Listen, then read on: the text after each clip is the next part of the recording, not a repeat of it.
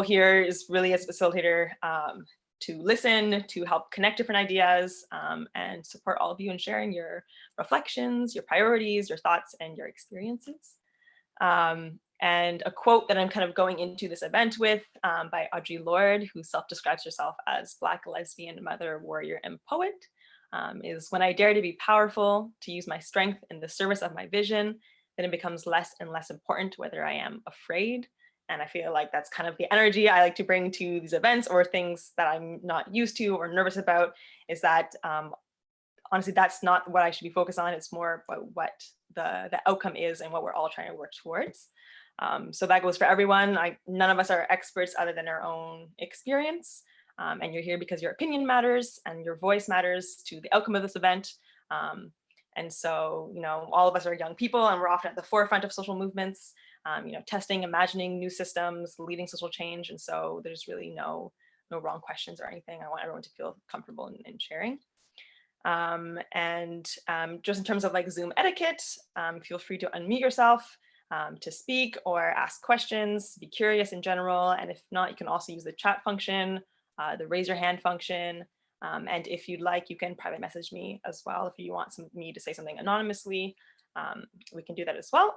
And if I miss someone, had a hand up, or in the chat, I don't know something, then someone from the CSU campaigns team can definitely just let me know, or anyone can kind of interject. So without further ado, I guess we'll start the event, and I'll start with a land acknowledgement. And so we like to acknowledge that this event takes place on the unceded Indigenous lands. I'd like to also acknowledge that you're all joining us today from many different places. I'm actually currently on my bed, so wherever you are, near and far, I'd like to acknowledge the traditional owners and caretakers of those lands.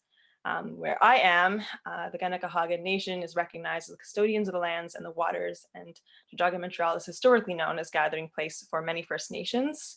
I'd like us to take a brief moment for us to think about our relationships to the peoples whose territory you're currently living on, and maybe ask yourself, you know, what are you or your organization is doing beyond just this kind of acknowledgement of the territory where we live and work and hold our events. And so I'll give you a few moments to reflect on that.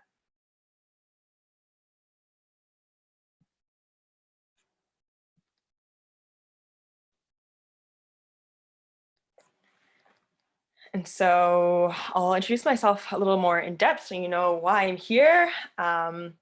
Also, I'm not like shy at all about awkward silences or silences, so I'll sometimes use them throughout the event, just to give you time to think, to react, to gather your thoughts. I know, you know, some people are more introverted and it takes a while to collect your ideas, and so we might have some silent pauses throughout the event, and that is completely fine.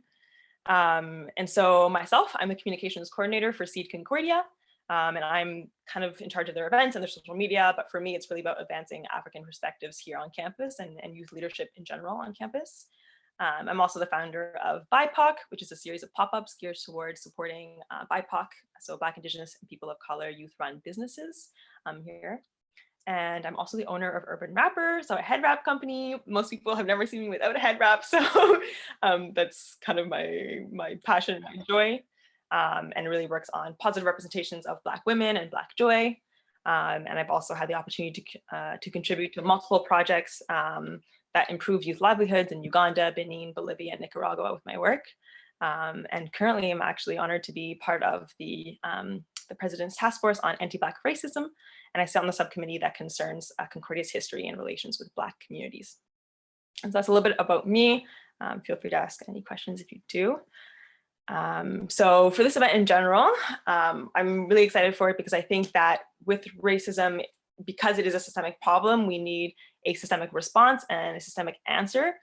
And, you know, we've witnessed the changes that have happened even recently at the Concordia community. I was talking to some past, you know, some alumni of Concordia that said, oh, it's incredible they have, you know, the Black Caucus now and the Black Student Union and the Black Perspectives Office and all these things that even just a few years ago we were dreaming about kind of coming to fruition. And so I think like these opportunities are so exciting because it shows kind of this willingness to organize and to mobilize and to really have a, you know, a systemic response to the systemic issue. And so a lot of these groups you'll be hearing actually from later on when they do the updates. But I think there's a lot of power in transformative change when Concordia as an institution kind of aligns itself with these Black leaders as an ally and all these different groups that are working on campus that do incredible work.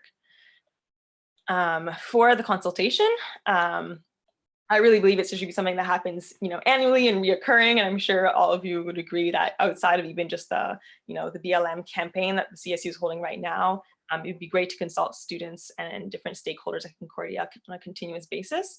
But I also, before starting the event, wanted to recognize that we are doing this event during Black History Month.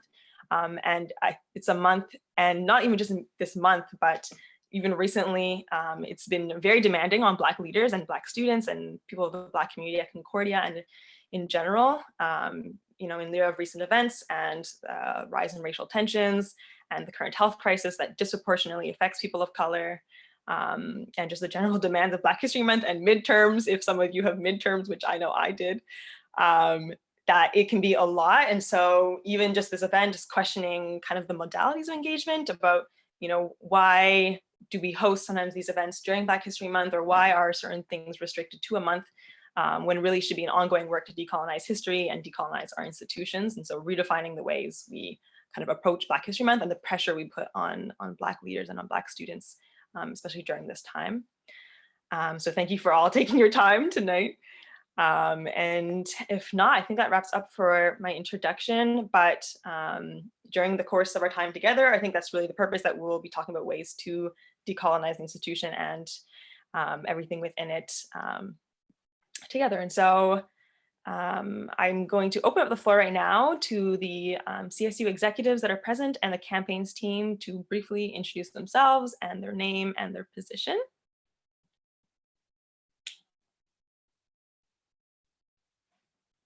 Should I go first? Just wondering. Go ahead, Sarah. Call out.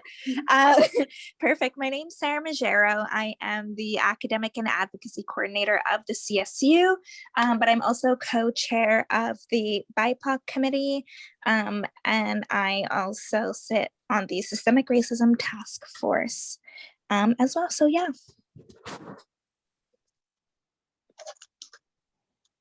Hi, everyone. My name is Nicole LeBlanc. I'm the campaigns coordinator at the CSU.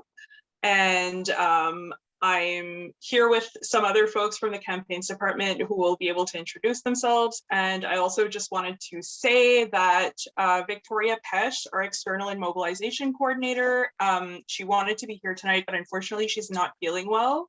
So I'm kind of here on behalf of both of us this evening.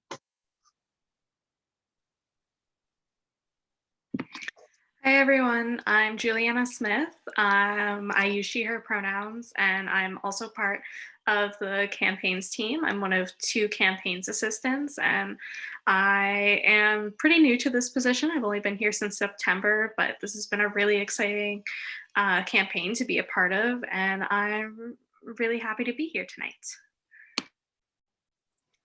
Hi everyone, I am the other campaigns assistant. I work alongside Juliana and Nicole, and we're super happy to host this event. Thank you to everyone who joined, and I hope you feel very comfortable with expressing your ideas, because this is what it is all for. So once again, thank you.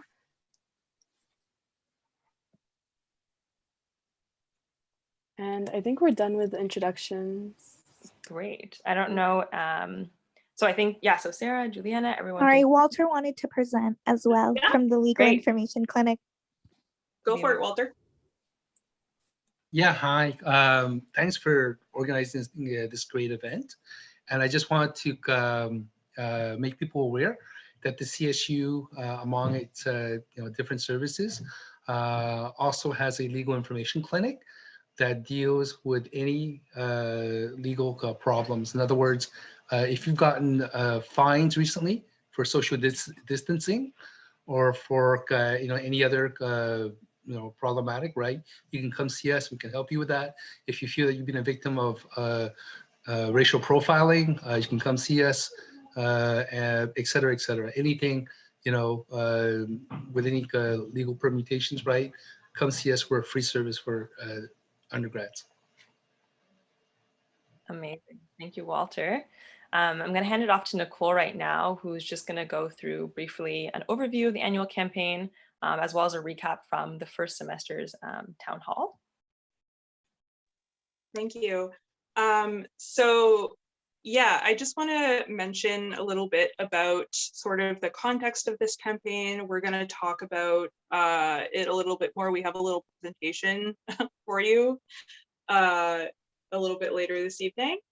But basically the main purpose of this event, we've really been trying to do more consultation style events this year, especially during the pandemic. It's been a little bit more difficult to engage students for obvious reasons. I mean, we're all studying in the context of a pandemic. It's all Zoom meetings and stuff like that. So we've been making a little bit of an extra effort to engage students in direct consultations like this. So this is the second town hall that we have on the Black Lives Matter campaign, which we will be talking a little bit more about how we chose this campaign and stuff like that during the presentation. But we did have the first one on September 30th, and some of the main topics that we discussed is we really wanted to get input from students, particularly Black students, on what the CSU could be doing in order to bring attention to these issues and to kind of work towards addressing some of them, whether it's through discussions with the admin, bringing student demands to them, or whether it's direct education work, infographics, social media stuff, which we can talk about a little bit about what we've been doing later on. But the purpose of the town halls themselves is to kind of get your direct input on what you'd like to see come out of this campaign, what any feedback is that you have for us. And last time we talked a lot about hiring more Black faculty members, which is an issue that, a demand that many organizations, including the Black Perspectives Office and several faculty and student groups had over the summer. So we talked a lot about that. We talked about addressing the issue of police violence in Montreal. We talked about the equity and diversity and inclusion work that the university is doing, and how we can address more demands and help them make that better on the CSU's end. We also talked about things that Concordia could be doing better to address systemic racism. So clearly hiring more Black faculty was one of the main demands. But there was also an idea floated about having mandatory systemic racism training for students, kind of like we have with the sexual violence training. And there's also been talk for years about starting a Black Studies program. So this is something that multiple groups have been pushing for a very long time now, for several years. So that's kind of the purpose of this event. We're looking for feedback, any feedback that you have on things that you would like to see the CSU doing, whether it's events, workshops that you'd like to see, things that you would like us to bring to the admin, because as the accredited student union, we do have a fairly close relationship with the admin, so we can bring demands directly to them. Sarah speaks to the admin on a weekly basis. So that's definitely something that we are looking for feedback on. Also, if there's anything you liked, didn't like over the past,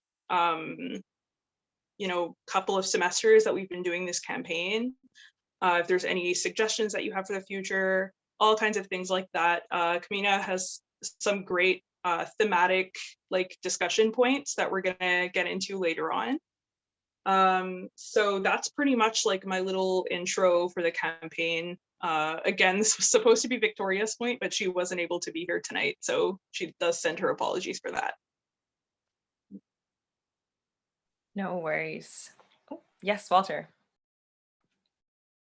Yeah, and just to add to what Nicole said about systemic discrimination, there needs to be, general education on the notion of discrimination to begin with, because far too many people still associate discrimination with intention. In other words, I didn't mean to be, the hurt your feelings. I didn't mean to say that. It's not about intention, is all about impact. If the other person has been impacted in such a way that they've been discriminated against, that's what counts. Yeah, I think that's spot on, Walter, and I noted it down. I think we'll definitely come right back to that. I have a point, especially about training that we can do for faculty, for students, for really the Concordia community abroad at large, on how to address these issues and how to speak about them and engage in that dialogue. And so before we get into kind of the brunt of the discussion, I want to open the floor up for some updates. And so I think first for the updates, we have the CSU campaigns, if I'm not mistaken. I think Sarah will be speaking about the updates of what's been going on the past semester. Yes. So I actually have a little presentation. So let me just open that up. We're all gonna, the campaigns team and Sarah from the committee, we're going to share some updates with you. That was one of the other purposes of this event tonight, was to kind of update you on what we've been doing and what we've been up to. And there's also going to be an opportunity for some other great organizations at Concordia who have representatives here this evening to talk to us about like what they've been up to as well in their initiatives. But first, can everyone see my screen? Yeah. Great. Okay. So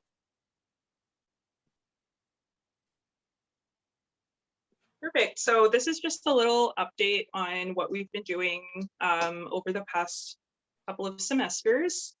So first, I'll just like kind of introduce you to how we actually chose this campaign and like why we're doing an annual campaign on BLM. So the context is that every year the CSU chooses an annual campaign. So this is voted on formally in our Council of Representatives. It's usually chosen by and directed by our external and mobilization coordinator, who this year is Victoria Pesh.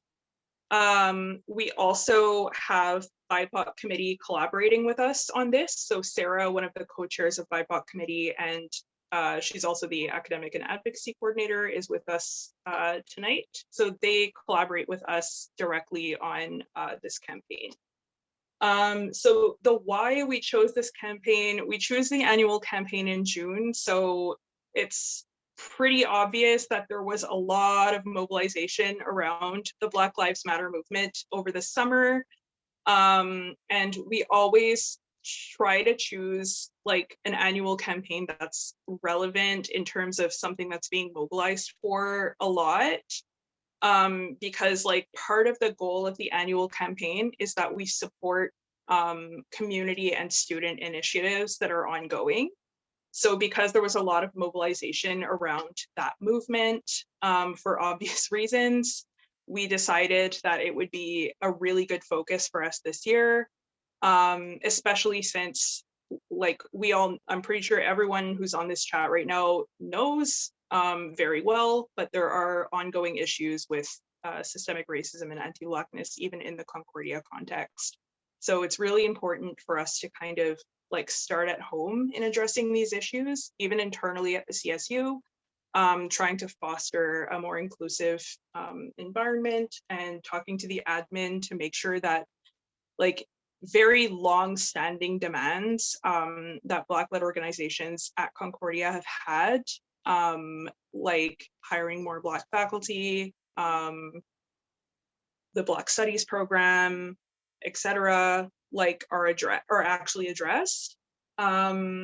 So that being said, I do want to clarify that like this is our focus for this year because we have to have like an annual focus every year. But that being said, we obviously are doing anti-racist work on an ongoing basis. Like, this is not a campaign that's going to end after this year. It's an ongoing issue, so ongoing work and focus needs to be put on it. And this is, like, we've been collaborating with anti-racist organizations and groups like long before this past year. It's been a focus for us for a while, but since we do have to have an annual campaign every year that's voted on, we decided that given the mobilizations and the events that brought on those mobilizations, we decided it would be like it was the only like choice that we could really see, given everything that was going on. So our campaign goals, so we have a few main goals: education around the issues of anti-Blackness, systemic racism, police violence, and some of the work that we've been doing has been addressing this, namely like the social media campaign stuff, a lot of the work that our researcher is doing. We'll talk about that a little bit later. Highlighting issues around police violence, combating systemic racism internally and externally. So we'll talk more about some of the stuff that we've been doing around that.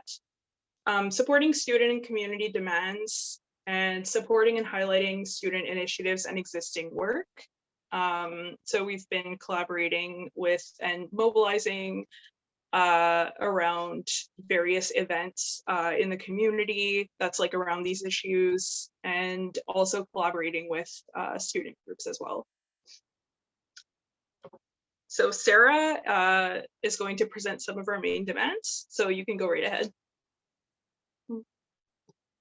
Thank you, Nicole. So our central demands are aimed at eliminating Black systemic racism and discrimination at Concordia University, and enforcing a pedagogy grounded in racial justice. So some of our main demands here from the CSU's perspective, but also from what we've gathered from the community, as we all saw during the summer, was for Black faculty members and professors at the university, increased BIPOC mental health resources on campus, such as racialized psychologists, anti-racism and systemic discrimination workshops for all faculty and staff members, financial funding and resources dealing with scholarships, workshops, curriculum, and research centered around Black issues, and for Concordia University to address its own ongoing racism and systemic discrimination within its curriculum. And I think it's also good to note too that, you know, we do now have really in place the Systemic Racism Task Force, which is really taking a big step in these different subgroups, such as, you know, curriculum, on campus, security, who are really focusing on these demands, and which I think are really amazing, and wanted to just say a very big thank you as well.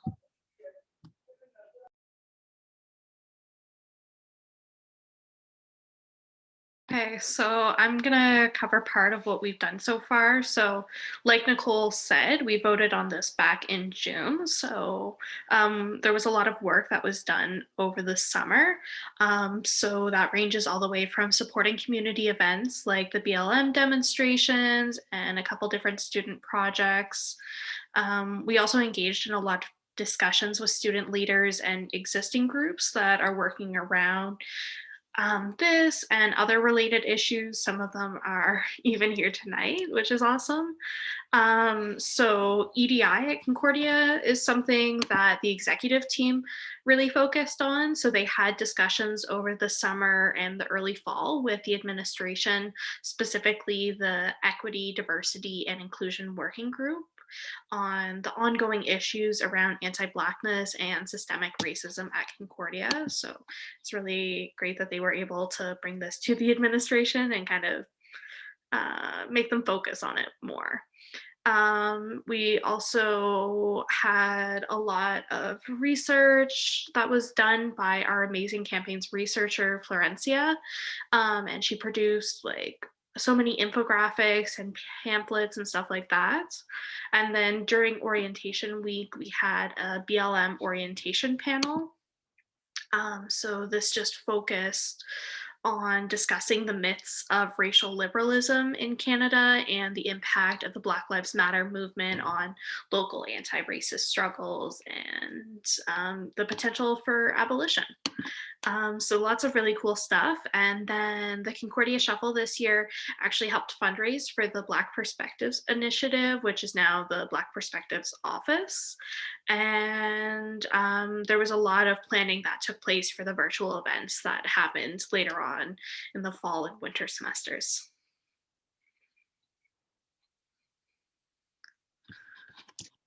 So in the fall, we had a lot of stuff going on. I'll talk a little bit about January and February as well. So we've, again, supporting community events. There were some demonstrations. There was a demonstration from Defund the SPVM, so the Defund the Police Coalition in Montreal that regroups 57, I believe, organizations, including the CSU, and student projects. Fall 2020 Community Organizing Workshop Series is a workshop series that took place. It takes place pretty much every year. It's usually a class format where it's always the same people in the class. But this year, since everything's virtual, we decided to make it open for everyone, and we decided to have it themed around the annual campaign. So we had different workshops like legal info, what to do if you get arrested at a demonstration. We had a workshop about demystifying what defund the police means, because there's a lot of mobilization around that. We also had, we had a few different workshops over the fall semester. We also had the first town hall and the campaign launch event. So the first town hall was on September 30th, and the campaign launch event was on October 9th. That was just like more of a fun event for launching the campaign. We had production and release of infographics. There's actually more coming out fairly soon in March. So our researcher Florencia has been working on regular infographics on various aspects of like anti-Blackness, systemic racism, police violence, defund the police. They're full of stats and facts and just information just for like education and awareness. These come out on our official social media pretty regularly. So they're on Facebook and Instagram. And like I said, there's more that are going to be scheduled to come out in March. We also have advocacy work and discussions with admin pretty regularly. Sarah might be able to expand on that a little bit later. Internal changes at the CSU. So this is very exciting because we have not forgotten that the CSU is also not perfect. Obviously, if we expect Concordia to address the internal issues at the university, we have to do the same for our own organization. So we've been taking some steps to make sure that, like, I guess there's two major things that we've done. So we've worked on making our own code of conduct and our sexual violence and safer spaces policy enforceable, because they weren't previously. So they will be enforceable for everyone at the CSU. As long as it passes at referendum. So it is being sent to referendum, which will happen during the the CSU elections in March. So that is going to be a very positive change to make sure that everyone's within the CSU is respecting the code of conduct. We also are going to be implementing 2 new positions at the CSU. So it's going to be a Black and Indigenous affairs like liaison positions at the CSU. So we're going to be having representation like of those communities at the CSU, which is extremely important because, well, like we already kind of had representation, but it's like as dedicated positions, which is extremely important because they are these communities are important segments of our student population, and they have like specific needs, and we have to make sure that those are being addressed internally as well. Our guide to BIPOC owned businesses, this is something that Florencia, our researcher, has been working on. That's going to be released shortly after the midterm break. So we have a workshop series called Anti-Consumerism Week that's going to be happening from March 8th to 12th. And that guide is going to be released. It's kind of just a guide to different Black, Indigenous, and people of color owned businesses around the Montreal area that people can contribute to. So the Black Speaker Series has also been occurring over the fall and winter. We had various speakers. This is the exec team that's been working on this. So just recently, we had Balarama Holness from Montréal en Action. And we also had speakers in the fall, such as Reverend Dr. Anthony Bailey. We've been doing a daily social media feature for Black History Month, so featuring historical and current like Black activists and different like political figures, and also just people who are doing really cool stuff in the Montreal area. And last Thursday, we held our first workshop of the winter community organizing series, which was the Anti-Oppression 101 workshop with Akira, which went super, super well. It was wonderful. The recording for that should be available very shortly. If for those of you who were not able to attend, it was a very good workshop.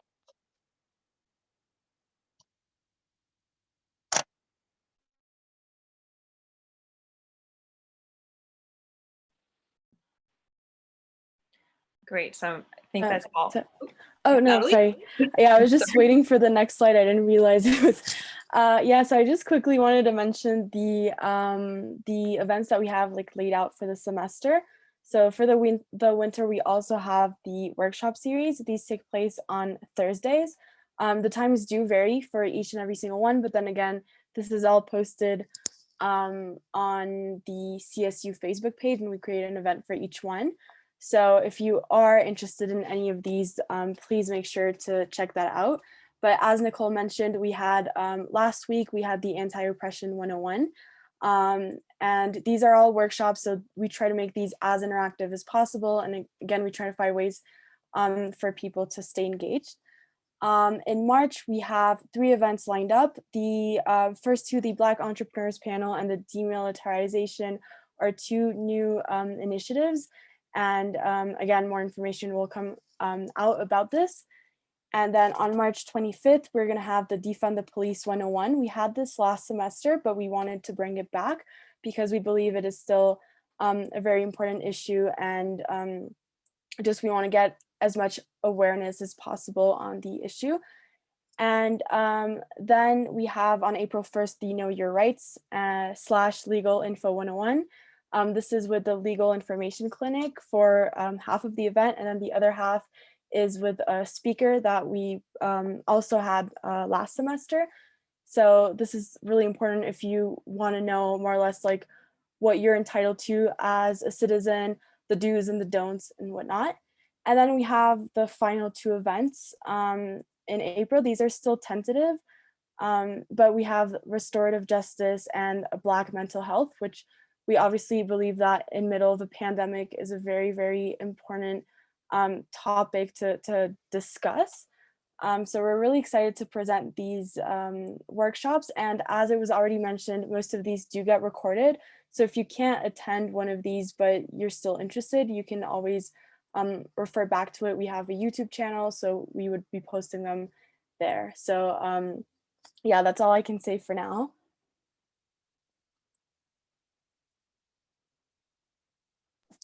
All right, so I'm just going to touch briefly about the events we have coming up. Not unfortunately, but this is like quote unquote the last week of Black History Month. So we're starting to wrap up our closing with that. But on Friday, we have 2 events that are coming up. which is essentially with Sacha Médecin, who is going to be talking about exploring anti-Blackness in Canada. He's from Vancouver, BC, but also did his schooling in Montreal. And then we also have our BIPOC movie night where we'll be watching If Beale Street Could Talk at 7 p.m. You can check both of these links on the CSU Facebook page. And they're going to be a lot of fun. And we have more coming in March where we'll be also focusing on Indigenous initiatives, but also continuing with Black initiatives as well.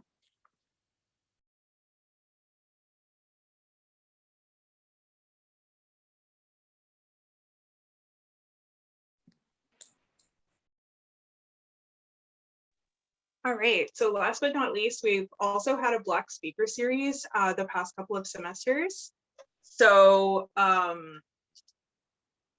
like I said earlier, we've had various speakers such as Dr. Reverend Anthony Bailey.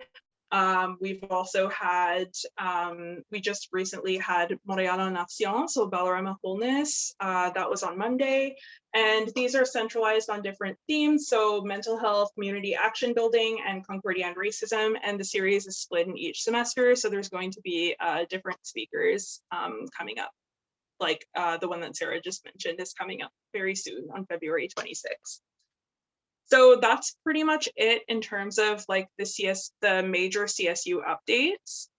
If you have any questions or suggestions, we're really looking forward to hearing what you all have to say for the rest of the discussion. Thanks so much.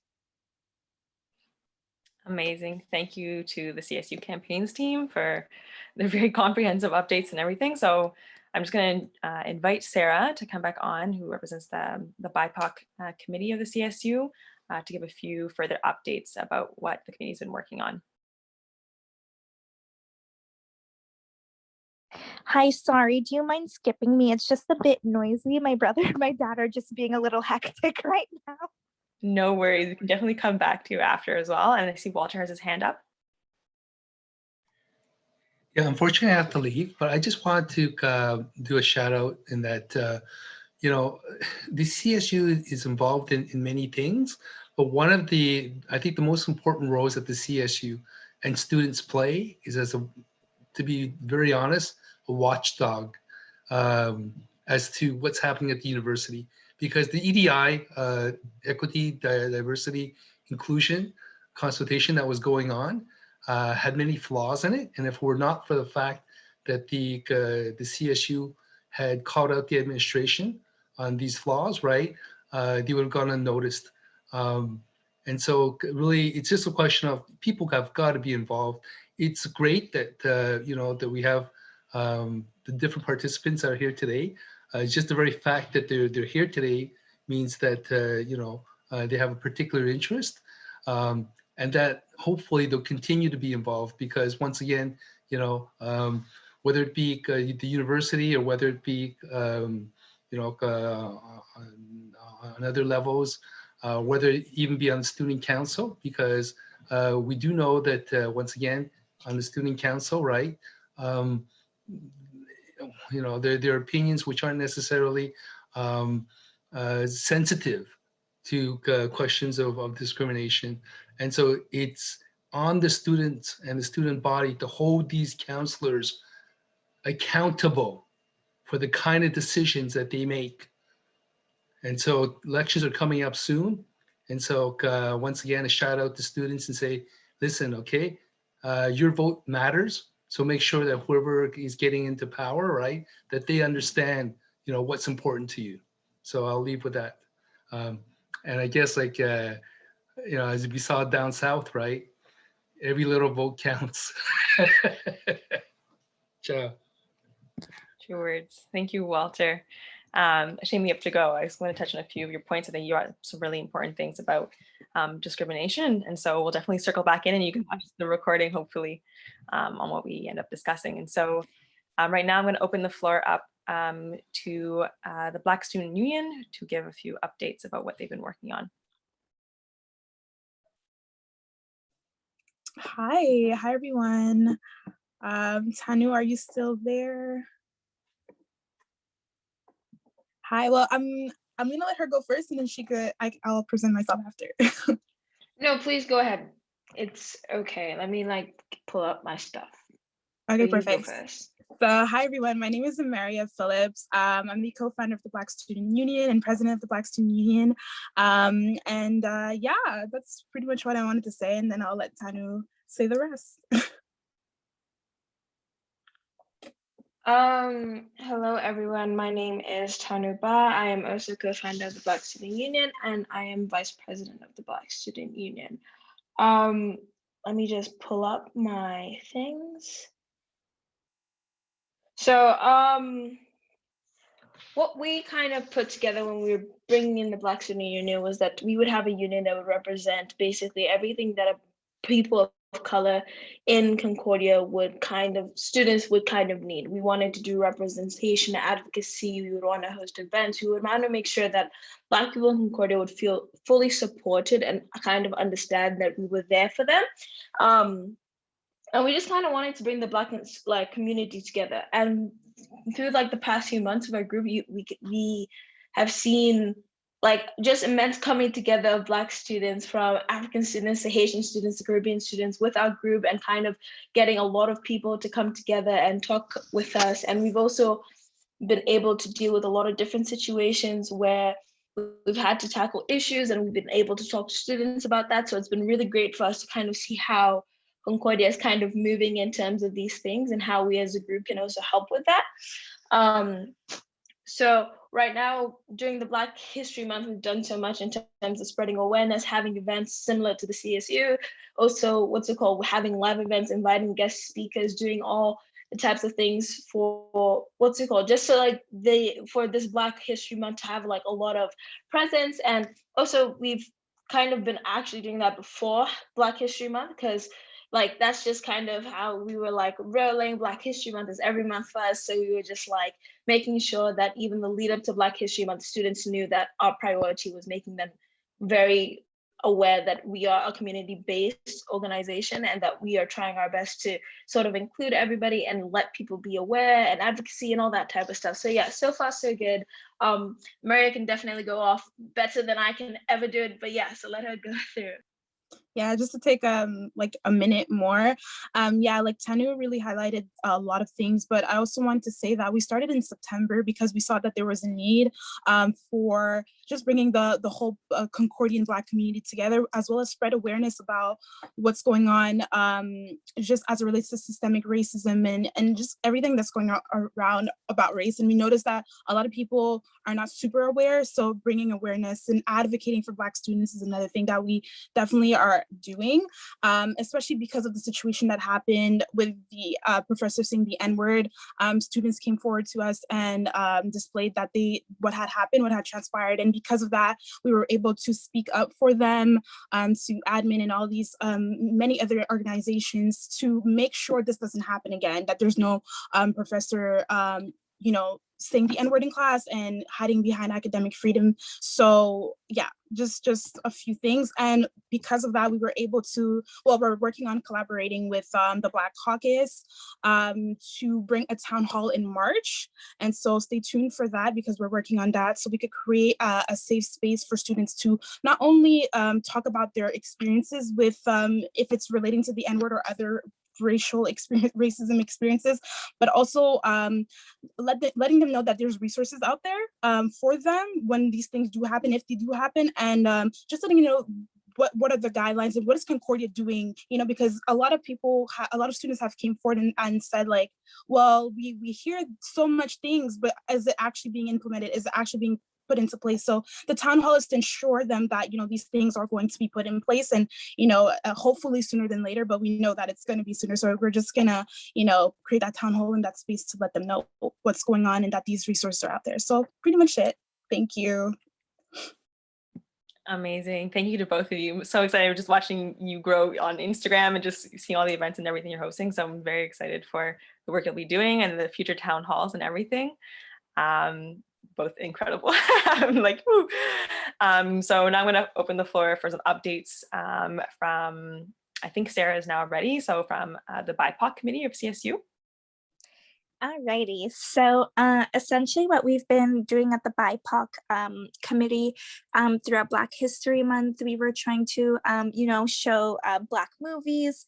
That way we could engage in discussions. But one other thing is that we opened our BIPOC funding project for the remainder of the semester for any BIPOC initiatives that you may want to partake in or where you may want funding from. So I'm going to put that in the chat right now. All right, perfect.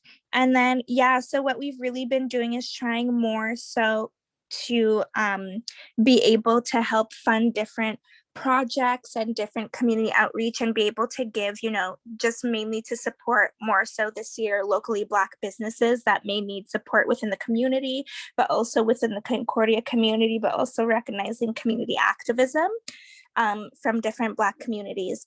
We've also been helping in that sense with the Black Speaker Series, as Nicole has stated previously, where we help find different speakers to engage in different conversations, especially with the one that's coming up this coming Friday, which is going to be a really good talk that I'll be doing along with Deborah from ASAC, who's also a part of the BIPOC committee as well. So really right now we've been trying to help in that sense, is really being able to, grow and promote different Black communities and different Black initiatives on campus, but also locally.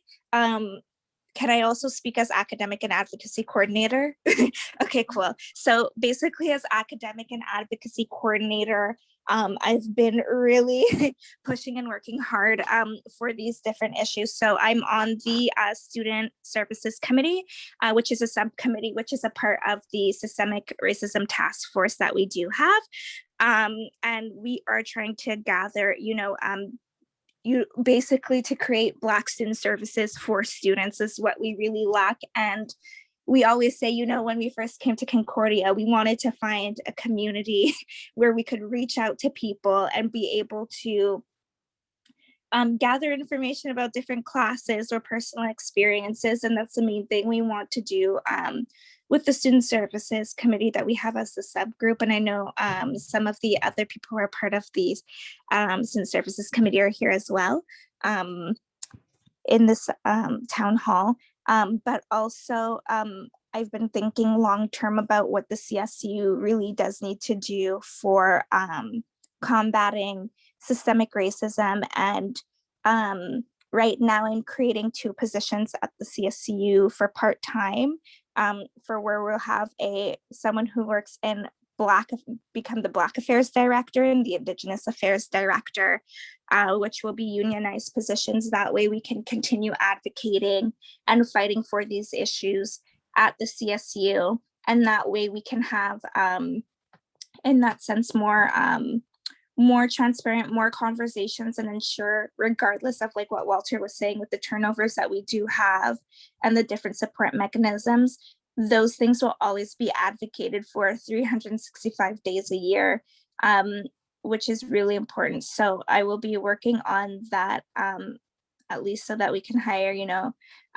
Black students to take these positions as well, which is one aspect. And then also having conversations with the university in regards to academic freedom and the discussion of the N-word, which we know has been a prominent issue.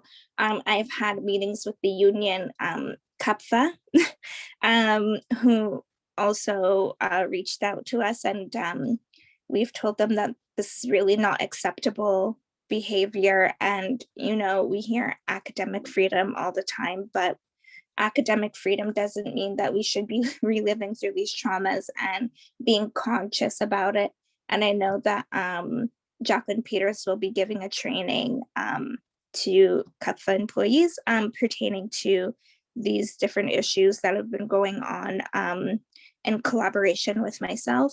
But really it's been combating, these systemic issues that we really do face on campus and ensuring that, we won't be taking this and that these instances are wrong, and that we do have resources like the BPO that can be consulted, and before you making rash decisions to a white guest speaker to talk about issues like these. So that's what I would kind of say on the CSU front for that. Amazing. Thank you so much, Sarah. It's also really exciting to see that there is work being done to not just have the annual campaign, to kind of use the, I guess, the annual campaign as something to propel more systemic changes at throughout the CSU for, you know, more long-term transformative change. And so that's exciting to hear. I'm right now going to open the floor to Anik from the Black Perspective Office to give some updates. Hello, everyone. Thank you so much for this invitation. Thank you so much for all of the work that you all do.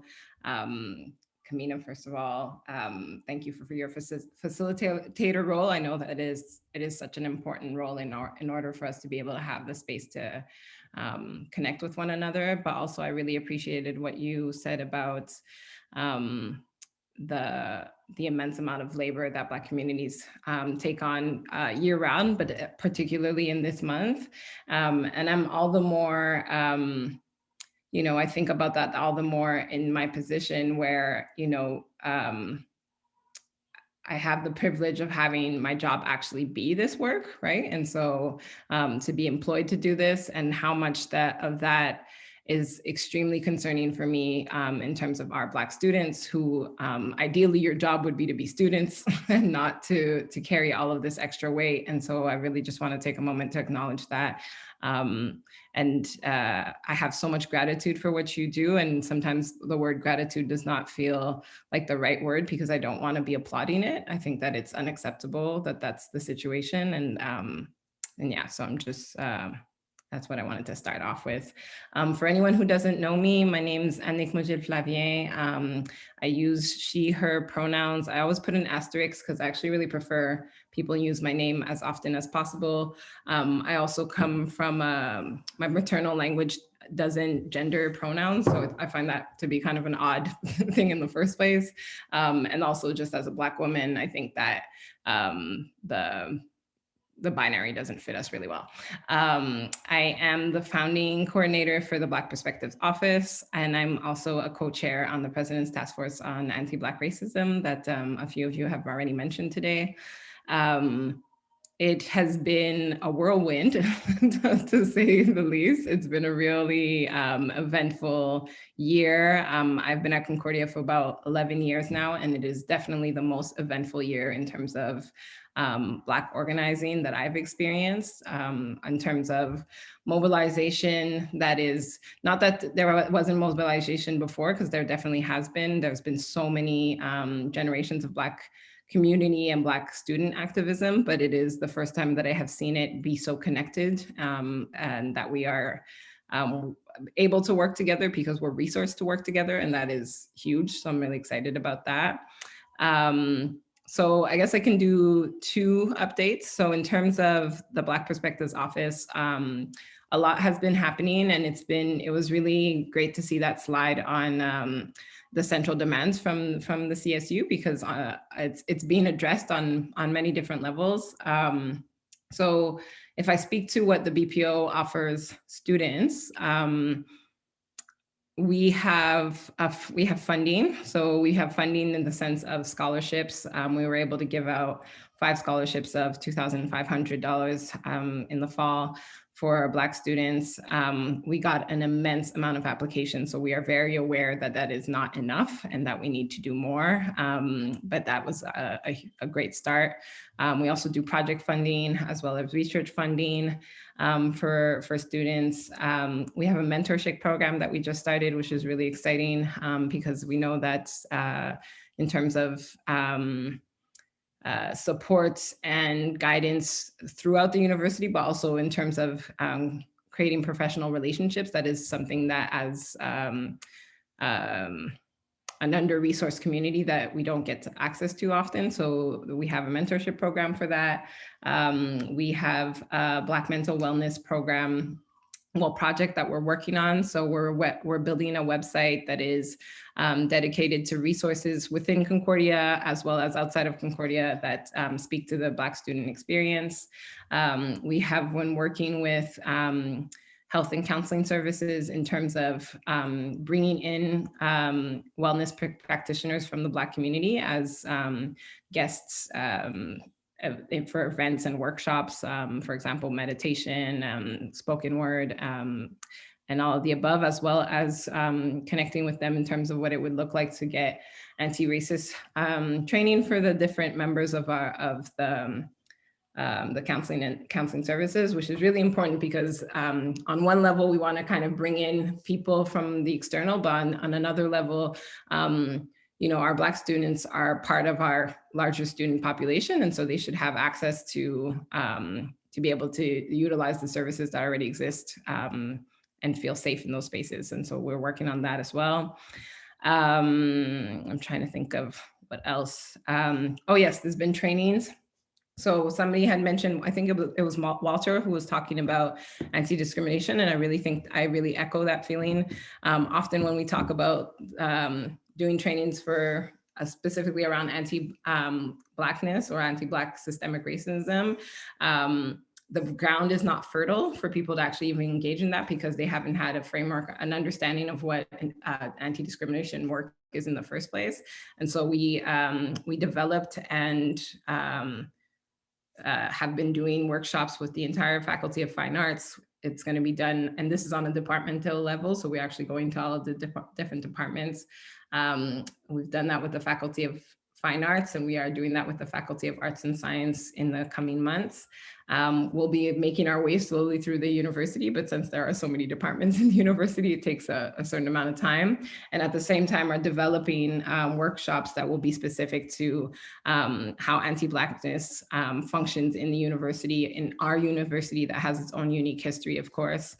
And in some of that work, that's a lot of that has kind of brought us towards what do we now do in terms of advocacy for our student population. And so advocacy in the sense of, making sure that we have safer classrooms, that there's trainings, there's resources and et cetera, but also advocacy on the level of what happens when after an event happens, an incident happens in a classroom, how do we make sure that our students are reintegrated into the space in a way that makes them want to engage and that they don't feel like they just want to disengage with school, that they are receiving the kind of care they need in terms of their mental wellness, that they are that we're facilitating conversations with faculty members or any sort of accommodations that need to be put in place, any sort of support, and then also thinking about what that means on a long term in terms of keeping sustained engagement. So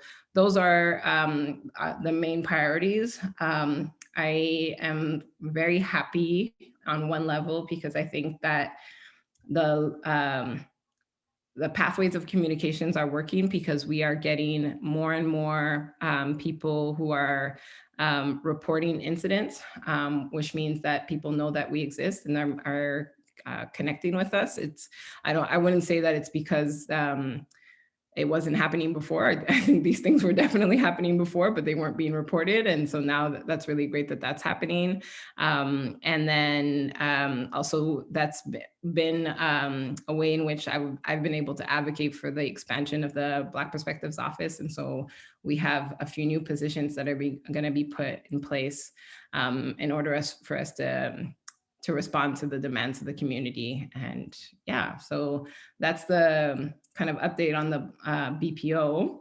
And then in terms of the task force, I mean, there's so many people from the task force here today, so maybe I'll pass the ball to somebody else, but I just wanted to say that, as co-chair in terms of like the larger work that's being done among this 8 different subcommittees, there's really great attention being brought to what would it look like to explore what a Black Studies program will look like, hiring of faculty, all of these different areas are really being addressed on a detailed level, which will come out with a list of recommendations and an action plan to put it in place. Our interim report is due at the end of June, and that is going to allow for us to start activating many of the changes that we want to see before we even get to our final report, which is due in April of 2022.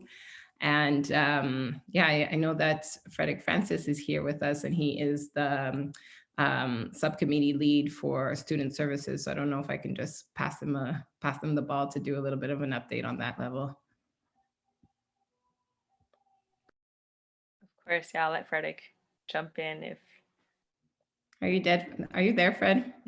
Maybe he's not at this computer right now, so maybe I can just do like a little rundown. But I know, yeah. So there's been a lot of work in terms of one of the things that I think is actually really amazing that's happening in terms of the Student Services Subcommittee is, so I just did a big update on the BPO, and so as demands are coming in, certain things are being addressed. And what I like about that subcommittee is that they're really consistently kind of reviewing, okay, so what's already been done and what can we kind of check mark on our list of demands so that we're able to see what is needed further.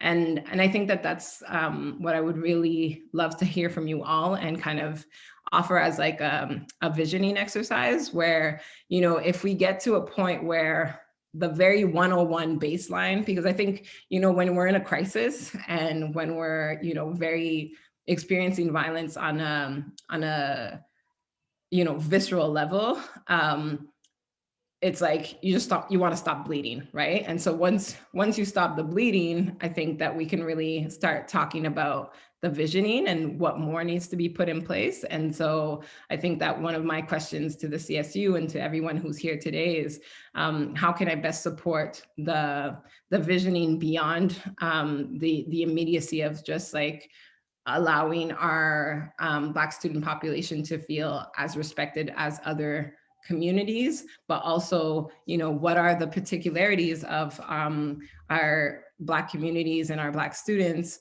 that, you know, in terms of the type of space that we need, the type of acknowledgement of our knowledges, how would that come to play, and how can I support that in terms of the BPO as well as the task force in terms of putting recommendations in plan that is not just about surviving, but really about the thriving.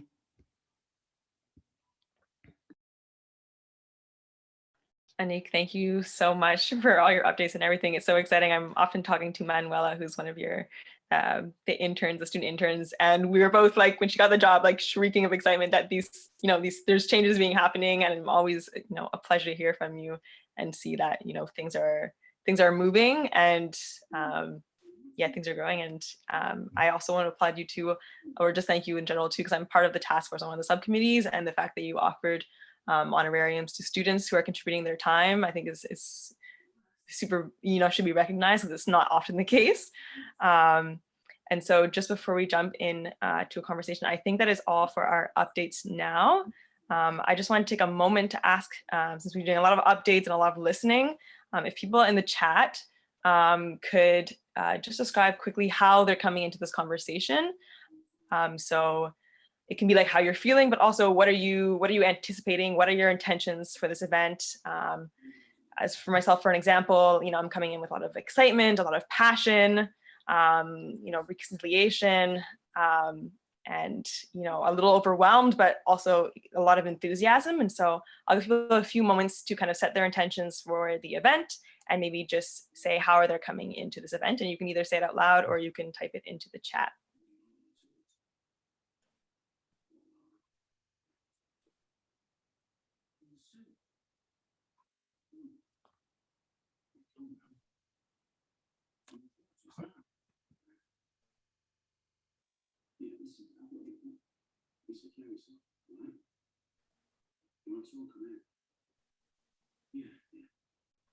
I think that's great. So far, there's a curiosity. And so I think that's also a strong one for me too. It's all about, you know, we're learning, we're discussing, we're learning from each other's experiences.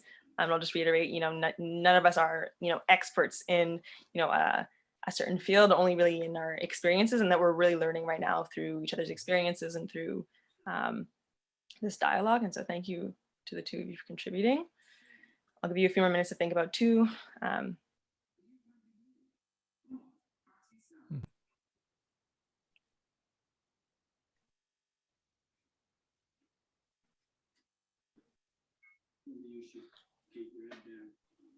some comments about inclusivity in the sustainability world, sustainability kind of culture here at Concordia, which I think is great. Actually, I participated in some of the Sustainability Hub kind of trainings that we're doing to become more, I guess, like systematic in terms of how we are inclusive in the committee. And so I think that's a great to see different representatives from different associations who are here to also learn from what students are demanding and are experiencing. So thank you for being here. Excitement, passion, yes, as well.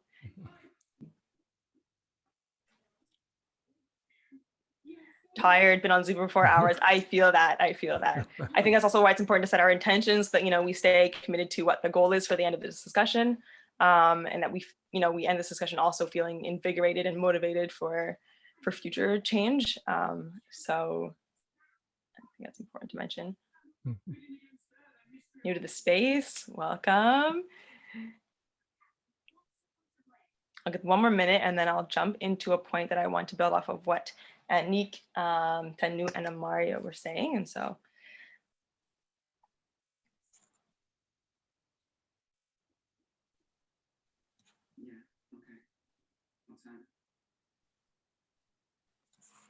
yes, coming in as a student and a PhilHeV member, I definitely understand that. I think many students wear many hats and are committed to many things. And yeah, in terms of Zoom etiquette, you can have your cameras on or off. It is really whatever you feel comfortable with. It's really up to you. It's always a pleasure seeing smiling faces or not smiling, depending on how you're coming to this event. But it's also, I know that you're here and present, and that's what's most important. More people mentioning that they're new to the space. Wonderful. Well, I'll let you keep, if you want, keep saying how you're coming into the space, and I really appreciate all of you being open and honest. And I think those are just kind of the groundworks for participation for today's event.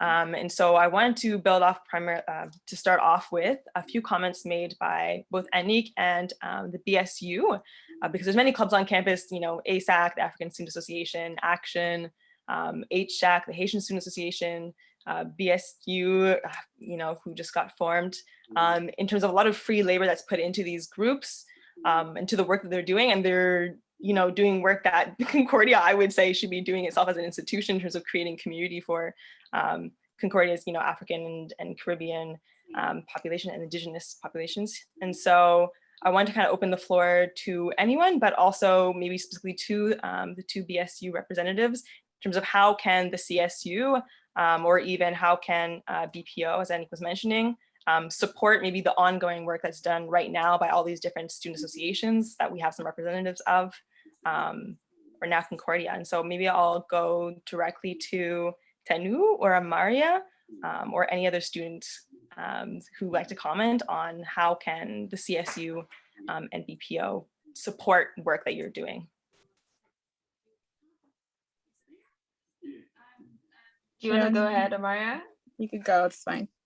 I mean, in terms of other associations, I think on a, limited level, if I could say, would be like, social media would be like sharing, reposting, showing your support that way, because that's how these days you can get a reach on people. But on a more deeper level, I would say advising, helping to that certain extent, especially to newer groups like our BSU. We've only been around for a limited amount of months, and I would say that more support and guidance from the CSU would have been helpful in terms of how to kind of navigate our way through establishing ourselves as a group and as a Black Student Union.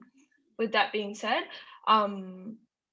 yeah, I mean, that's all I could say, like in terms of anything guidance, mostly with how we can kind of navigate going through admin. And that's what we've received a lot from the BPO, which has been really helpful, meetings, such advise how to kind of word ourselves in terms of talking to different people in Concordia to better ourselves in this institution. So if anything, the CSU would be someone I would, a group that I would consider would know Concordia very well and the admin very well. So that type of help would be greatly appreciated. And yeah, I mean, Amario could probably speak on this more than I could.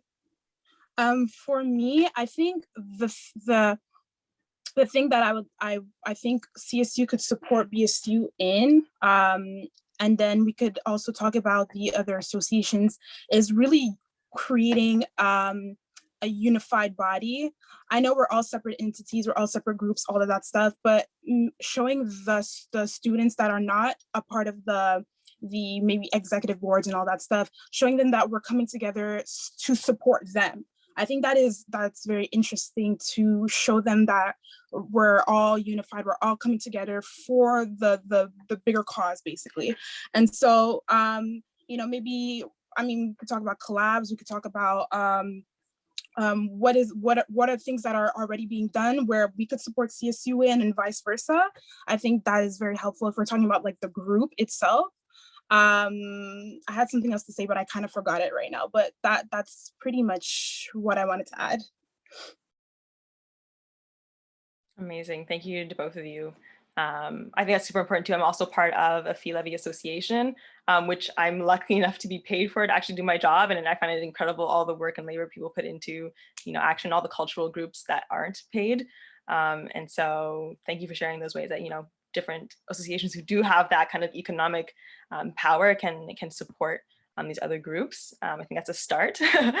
I'll open the floor if there's any other students or kind of representatives of associations who'd like to speak in general about how the CSU or BPO or other kind of more institutional organizations of Concordia can support their work. Yeah, Kamina, I was wondering if I could just ask a question to the BSU. In that sense, I just wanted more, I guess in that sense, more clarification in the sense how we think we could support you, because I think it would be really important for us to do, you know, this collaborative work and to kind of, I guess, like just figure out like how we can, you know, advocate for these things and how we can, like you were saying, have a more unified front. I just wanted, because I think I missed some parts, my Wi-Fi is so bad, but about kind of like what you're saying and how the CSU could help. I feel like maybe we could also have a separate conversation too later, because I don't want to take up too much space. But cool. I think it would be a good idea, in my opinion, and I'd love to have a conversation and see how we could like really work that out in that sense. Definitely. So for me, if we're talking about like events, that's something definitely that we could talk about. But for example, a situation where like the N-word of the professor saying the N-word, for example, with something like that, we should be able to be like, look, CSU, this is what happened. Like, what can we do? What should we do to come together to like show that we're all on the same page, and we're showing the students that, you know, we're all on the same page, and we're here to help with that situation, because it's cool with the events, but when something happens, like, and they come to us, or they come to me, like, how do we do that? So again, that's a step we could talk about that maybe like off camera if you feel comfortable, but that's kind of where I was going to. Yeah. Yeah, Anik. Yeah, thank you both for saying that. I think I've been thinking a lot.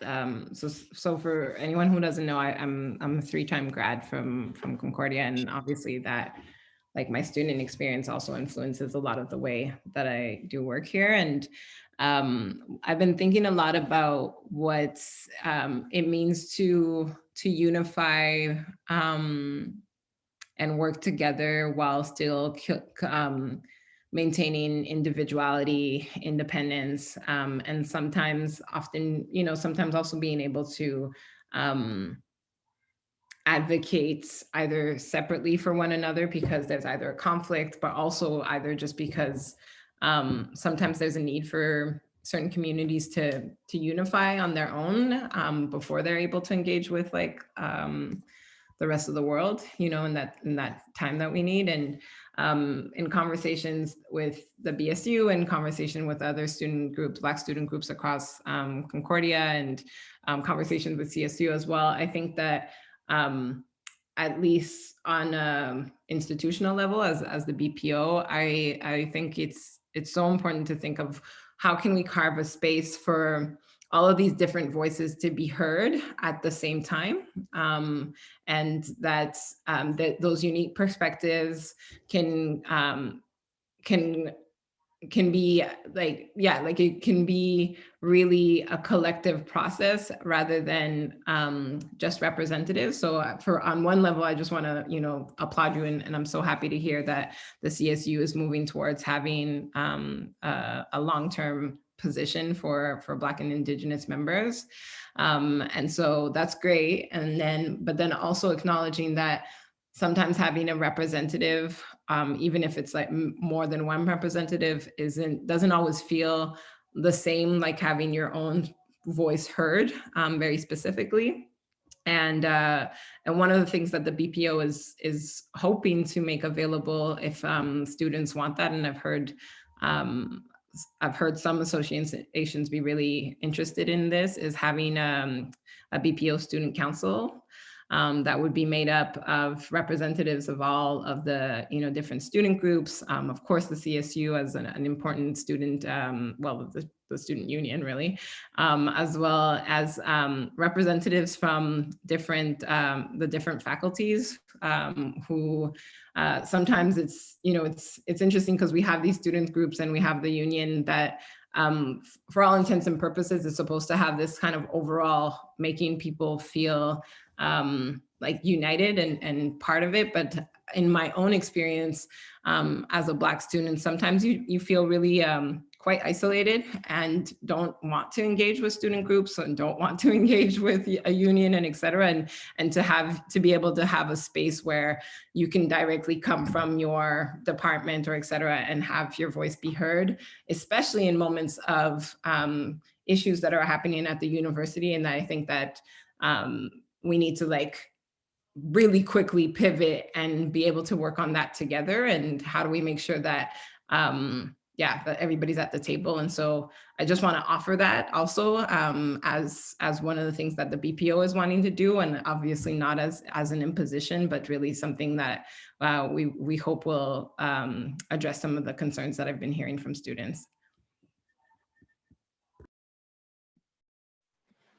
Thank you, Anik. I think I find it almost funny, but funny is not the word. Like, I'm a communication student and Loyola is a predominantly white campus. And so it's a very real issue when, you know, the curriculum doesn't reflect people who look like you, the class doesn't reflect people who look like you, the professors don't reflect people who look like you, and creating those spaces. Like for me, I've been able like to find that kind of haven among the different student associations, but there are many people that's just not the community that they go to, or they don't know about these different associations and organizations on campus and the resources they offer. So that question about creating spaces for people of color, for Black students, my roommate's making noise, that, you know, are both welcoming and visible and celebrated is incredibly important. And so I'll give a few seconds if anyone else wants to talk about that work, about creating spaces on campus and supporting the work that different associations are doing right now. And if not, then I want to build on something that Amaria mentioned. I also just want to say I'm also a comm student, so I feel you. Yes. Whole time at Loyola. I've done many like experimental expositions at Loyola about Black identity and community and everything. And I think a lot of students kind of the Black students take that burden on themselves to kind of, I think sometimes the institution asks them to be the representative of, you know, Black identity or the Black voice in their class. I know like we're two Black women in one of my comms class, and often we felt kind of the pressure to speak on behalf of. And I think that one thing about diversifying, both, you know, the curriculum and diversifying the professors and having, you know, even if it's more events at Loyola, because there's a lot of, you know, the sciences, the communications department, everything that's there at Loyola are all predominantly white. And I think it can be quite isolating, as you were mentioning, that there's this kind of like factor of isolation. That there's definitely some work that needs to be done in terms of how do we connect with those students and how do we make those students feel welcome at the university. I remember my first year at communications, it was only exclusively white professors my whole first year. And I was like, this is comms. And we were talking about race and diversity and all these things. And there was this weird disconnect. Um, so if no one, oh, yes, Lisa. Hello, my name is Lisa. Lisa Desjroux. I'm a co-lead with Frederick of the subcommittee on student experience. And I know that Anik spoke to some of the things that we're doing. I know Sarah must be here, and maybe Naisa Yes, is I also am. here.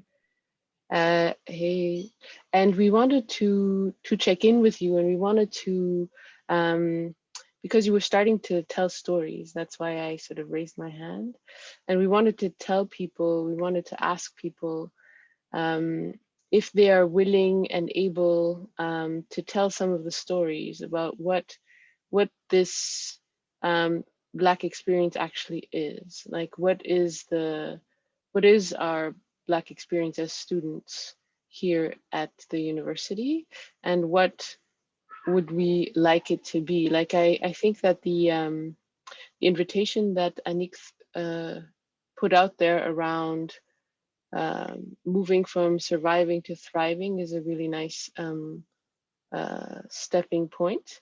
But we wanted to let you know that we're looking to gather stories, and I wanted to leave you an email where you can send stories if you'd like, or write in to take a either you tape it, or you write it, or you take an appointment and we'll record it. Like, I'll record it for you. It's always going to be confidential, but I think that what we would like to do is to start gathering some of the stories of what that experience actually is.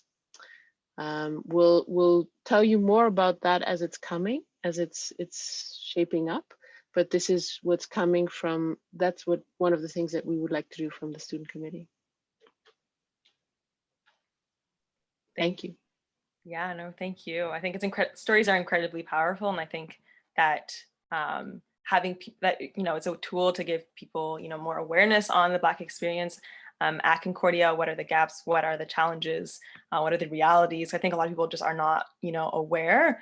Students are often in their own bubbles, admin in their own bubbles, and we're all trying to get through sometimes our work. And having that time to, read stories, connect through stories, I think is incredibly powerful. Building on that, actually, I wanted to know, just open this up to everyone. Is there ways that we can honor maybe the contributions of Black students, professors, or admin at Concordia? I know there's like past mentions of, disseminating more Black scholarship inside the university and beyond the university, or funding more, research done by Black students. So just to open it up, yeah, what are the ways that we can kind of honor the contributions from Black students? And just to also build on what you were saying about storytelling, I think it's a great tool as well for showing the diversity that Anik was mentioning in terms of, the Black student experience as this like experience singular. It's not like one certain reality, and different people move through the university differently. Even if they identify as Black, there's a lot of diversity in that word. And so when we're also thinking right now about the contribution of Black students, also opening our conception of what do we mean by the Black community and Black students at Concordia. And so Asli has raised her hand. I'll let you speak. Yes, hi, hello everyone. I think the biggest issue that Concordia and most spaces in general have when it comes to addressing Black issues or issues of DEI is that we always move in a reactionary way. It's always in reaction of a situation or in reaction of a trauma.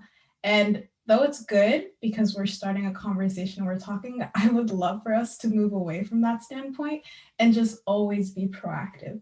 And so we need that reaction the first time. And I think this summer was a great example of that. The BLM movement has been a movement that's been worked on for 7 years. It's been tirelessly built upon and just grown from the ground. It's only this summer that we have concrete policies and changes. And I think the biggest thing that Concordia as an institution can do is rework how they approach DEI and anti-oppression training from the stem of the issue. It can't be a reactionary standpoint anymore. We're tired. It's too much, because if it is a reactionary point, then we have to do the work. Black members of the Black Caucus have to do the work. Members from ANIC's work at BPO have to do the work in order to get it to white administrators. That just can't be anymore. And I think the first step to getting to our place of thriving at Concordia, at least, is to always be proactive. Always, always, always. Thank you. Yeah, I also completely agree. I'm just iterating what Milen is saying in the chat. Actually, I don't know if we want to jump into that directly, because I know one of the main goals of this talk is to speak in general in terms of how the CSU in genre the cadre, in the framework of this annual campaign, but also continuously can, implement different initiatives and ongoing, whether it be events or resources that can support students. So it's not from that reactionary standpoint. I think we said it is very important too, that even this event, we don't take it as the beginning or the end, because it isn't, but we use it as an impetus or as something that propels us into further action. And so I'll open it up to Carter, who has his hand raised. I guess I just thought of something before we move on to this next. I think slightly different point, but very relevant, more about the stories, and I guess how students can be supported and stuff. But I just always think immediately to compensating students for their stories, and especially since those stories are going to be used to make changes in the school. All this work that everyone's doing here is completely it's a lot of labor, obviously, and it's doing it for the institution that hasn't bothered to make those non-reactionary changes. Only when something is I don't know, the whole world has seen things, and now they have to do something just obviously reactionary, and that's obviously not acceptable. And I don't know if there's funding from the school or through CSU or that can fund all the groups in terms of reaching out to Black students and students of color who, for stories and stuff like that, just compensation for their time and all that, because I feel that would also increase engagement, especially since everyone's so tired and just doing so much already as is. I feel I know I'm just putting this out there, and I don't actually know where the funding is for that, but that's just always a thought in my mind, and I think these are great. Great, thank you, Carter. Lisa? Are you thinking about funding for the gathering of the stories, or are you thinking about funding for the telling of the stories? Everything. I don't know. Everything? Yeah, for gathering the stories, for when you're interviewing students, to give them compensation for that interview and their story and contribution, also for you guys to be paid. I support funding for every step of that process, I guess. We also support funding for every step of the way, and we're working on gathering funding. It might not be at the level where it should, but we're definitely gathering as much as we can in order to make it something that's viable. So the people that are going to be working on the gathering and maybe transcribing, we're thinking a lot about how do we make sure that every voice is kept as safe as possible, for example, right?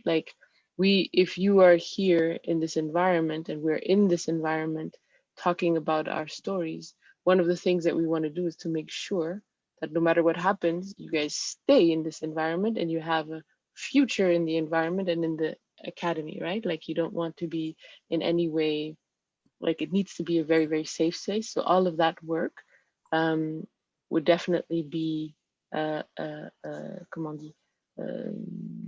has to be, that has to be, and I think that there's a gesture that's probably going to be made for the people who share the story. I don't know that how do you compensate for a piece of your you can never honor it properly. We're going to, of course, we're going to do the most we can to make it so that it's a all around, how can I say that? You can say it in French too. Yeah, I don't know that I have even the words in French, but that it should be that the process is something where we don't feel like we have been taken again for something else, it's not about something else so much as for us to see, to hear, because we never, like, be it in the faculty, for example, people are always sort of spread, right? Now we are gathered, what is this experience like? What are the nuances of this experience? Like, for example, the other day we were talking, I came here at late, so I don't know exactly all of the things that you've addressed, but for example, one of the stories that's been sort of that's been shared in our subcommittee, where one of the students was talking about how with the N-word, for example, a colleague sort of went after them, right? Like with the N-word, like just like putting it everywhere to make a point, right? And then it becomes this thing where there's a lack of civility that's like, there are a lot of things being lost, right? But if we can't hear those stories, if those stories can't be, then we're saying sentences where there's like an event always flattens unique experiences that will never be, how can I say, talking about the N-word will never be as evocative as that person saying, you know what, I've already spoken up about something else where I feel I've gotten backlash for it.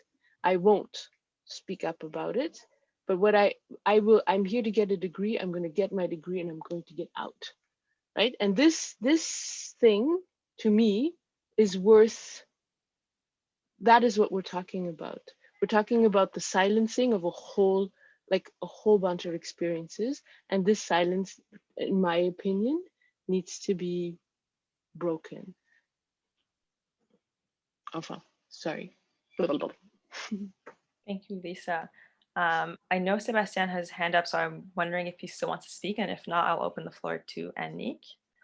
Yeah, I can just say something pretty quickly. I feel like I'd be remiss if I didn't say anything or present myself when it came to the topic of like funding students and offering students funding for sharing their experiences and their work and just doing work, in general at Concordia.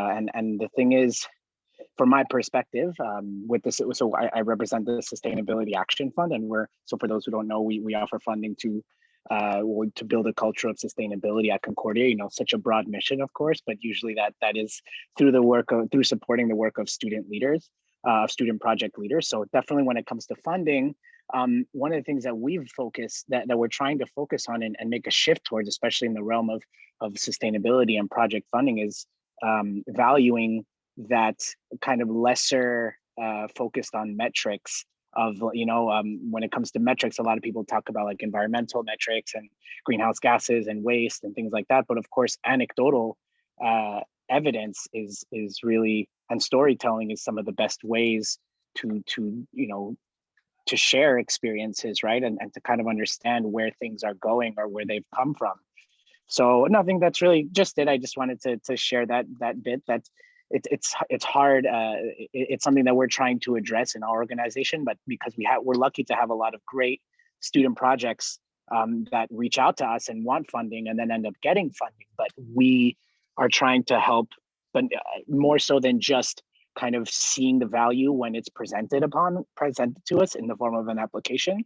We're trying to see how we as an organization can look at different ways to measure success when it comes to projects that focus more on like social issues and anti-oppression and things that are not so cut and dry with like environmental metrics. So just part of the difficult work when it comes to like sustainability tends to be, especially at Concordia, very like white driven field. And yeah, just wanted to share that. Thanks, Sebastian. I think it's great that, you know, associations are also looking within themselves internally and seeing how they can improve how their own kind of organizations or institutions work before we kind of all collectively get together and move forward. And so I'm going to open it up to Anique now. Thank you, everyone. Thank you so much for mentioning that, Carter. Compensation is one of my favorite themes in the world. I love talking about compensation. I'm big on it. I advocate for it on all fronts, always. Yeah, so, you know, like, for example, what Kamina had said at one point in terms of like making sure that the students on the task force are compensated for. And I like to talk about compensation first and foremost as money, you know, put your money where your mouth is kind of level, but also thinking about the many different types of structures for compensation and why it's important to think about that as well in that conversation, because it also sometimes alludes to the barriers of access that our communities experience, and how can we also address that in the same way of thinking of it as a form of compensation. So, you know, there's many levels when we try to compensate. So when we're doing work like kind of opening it up for story sharing, right? Which is kind of like when you're doing that type of work, ideally you're trying to get the most amount of stories, the most amount of people to feel like they can exchange with the institution or et cetera. And when you do work that is so large scale, money becomes less and less relevant, not because it's not important, but because the need for the amount of stories versus the need for how much can, like, what is you know, how do you quantify the worth of somebody's story becomes really complex. But then there's like thinking about what compensation is then possible in terms of the people who do share, the type of ownership they have on their stories, the way it's utilized, what kind of relationship do they have with the institution once they have shared, et cetera. That is really, I think, interesting to kind of think through, because then it becomes a bilateral kind of relationship versus this unidirectional thing where it's like, okay, well, thank you for your story, have a good time, bye, and that's like the end of that relationship, right? And so I think that that's really important in identifying, so that and thinking through for ourselves of like, what do I want to come out of if I share my story. Like, maybe it won't be a monetary amount, and if it was a monetary amount, how much would it be? And if it's not a monetary amount, what is it that we want to be coming out of? And then when we zoom out of this kind of large scale, kind of like, you know, almost like a bucket of trying to take as many stories as possible, I think that, you know, with like, if we use the task force as an example, we have different formats for what compensation looks like, right? So if it's a staff member, there isn't necessarily monetary compensation because this is an employee of our institution. And so we can allocate hours from their schedules to make it happen, et cetera, which is very different for students. And that's why I was very clear that, like, I won't do this work unless we're paying our students. And so paying our students for monetarily, but also thinking about what is this, how can we make sure that they come out of this not only having been, you know, experts who have helped us in the consultation process, experts who have helped us build these recommendations and action planning, et cetera, but then what do they get to kind of take with them outside of that? Is this on their CV? Do we write them a letter? Just so you know, Kamina, that is one of the things that we're doing. Like, do we then have a recommendation letter that they like automatically have access to, which is really important for students from Black communities, because, you know, when it comes, there's data around this, when it comes to applying for grad school or professional positions, Black students just never have somebody that can back them in terms of what they've already done, because a lot of their work gets invisibilized, because a lot of it is volunteer work, a lot of it is connections that they have to do that are really specific to their experience and isn't tied to kind of like faculty research or et cetera, et cetera.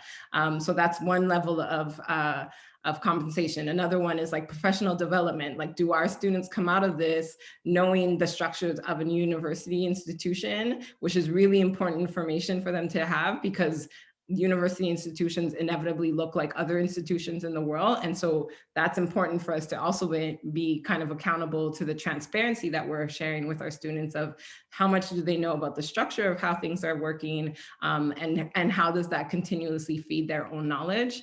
And you know, these are just a few examples, but that's what I like to think about on a day-to-day basis when we're engaging with students and also just community at large. And I really would love to hear more of how we can compensate you all, whether that be on a monetary or the wide spectrum of what compensation can look like.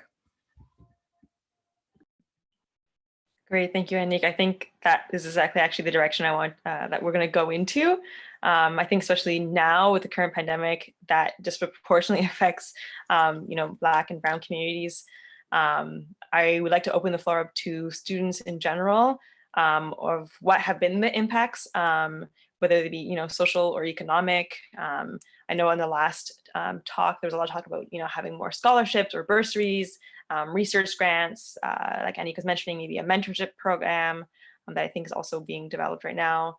You know, a lot of our Black students are international students, and we all know that tuition is absolutely insane to the point of being exploitative. And so I'd like to, yeah, open it to everyone in terms of, since we're talking a lot about like kind of the economics, and, you know, racism as a political system itself is created or based on economic disparities. And so, yeah, I'd like to open that up to everyone if there's people who'd like to comment on kind of the more economic, but also not just, as I was saying, not just kind of financial ways that we can support students, but also whether it be in terms of like mentorship programs or, you know, support in other ways.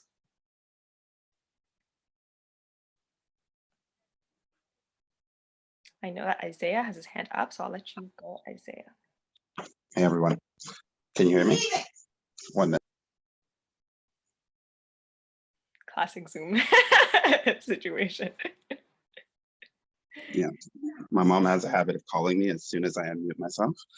And so, yeah, no, on the topic of kind of like whether it be compensation or things that we can do, something that's often like representation, I know that part of the BPI or BPO is doing is trying to get more Black professors or get people teaching the subjects that we do, that we need teaching, so we don't have to have these debates of academic freedom of white teachers, kind of like what can push the bounds. But something that's also be interesting is looking at the different community initiatives. Like one of the reasons why I ended up at Concordia was there's a program called the CEO for the Day, where it's like there was predominantly like Black students from kind of disproportional communities where it's like university might not be an option. But like whenever we have these type of things at Concordia, it's like tracking the progress of these students before they come here.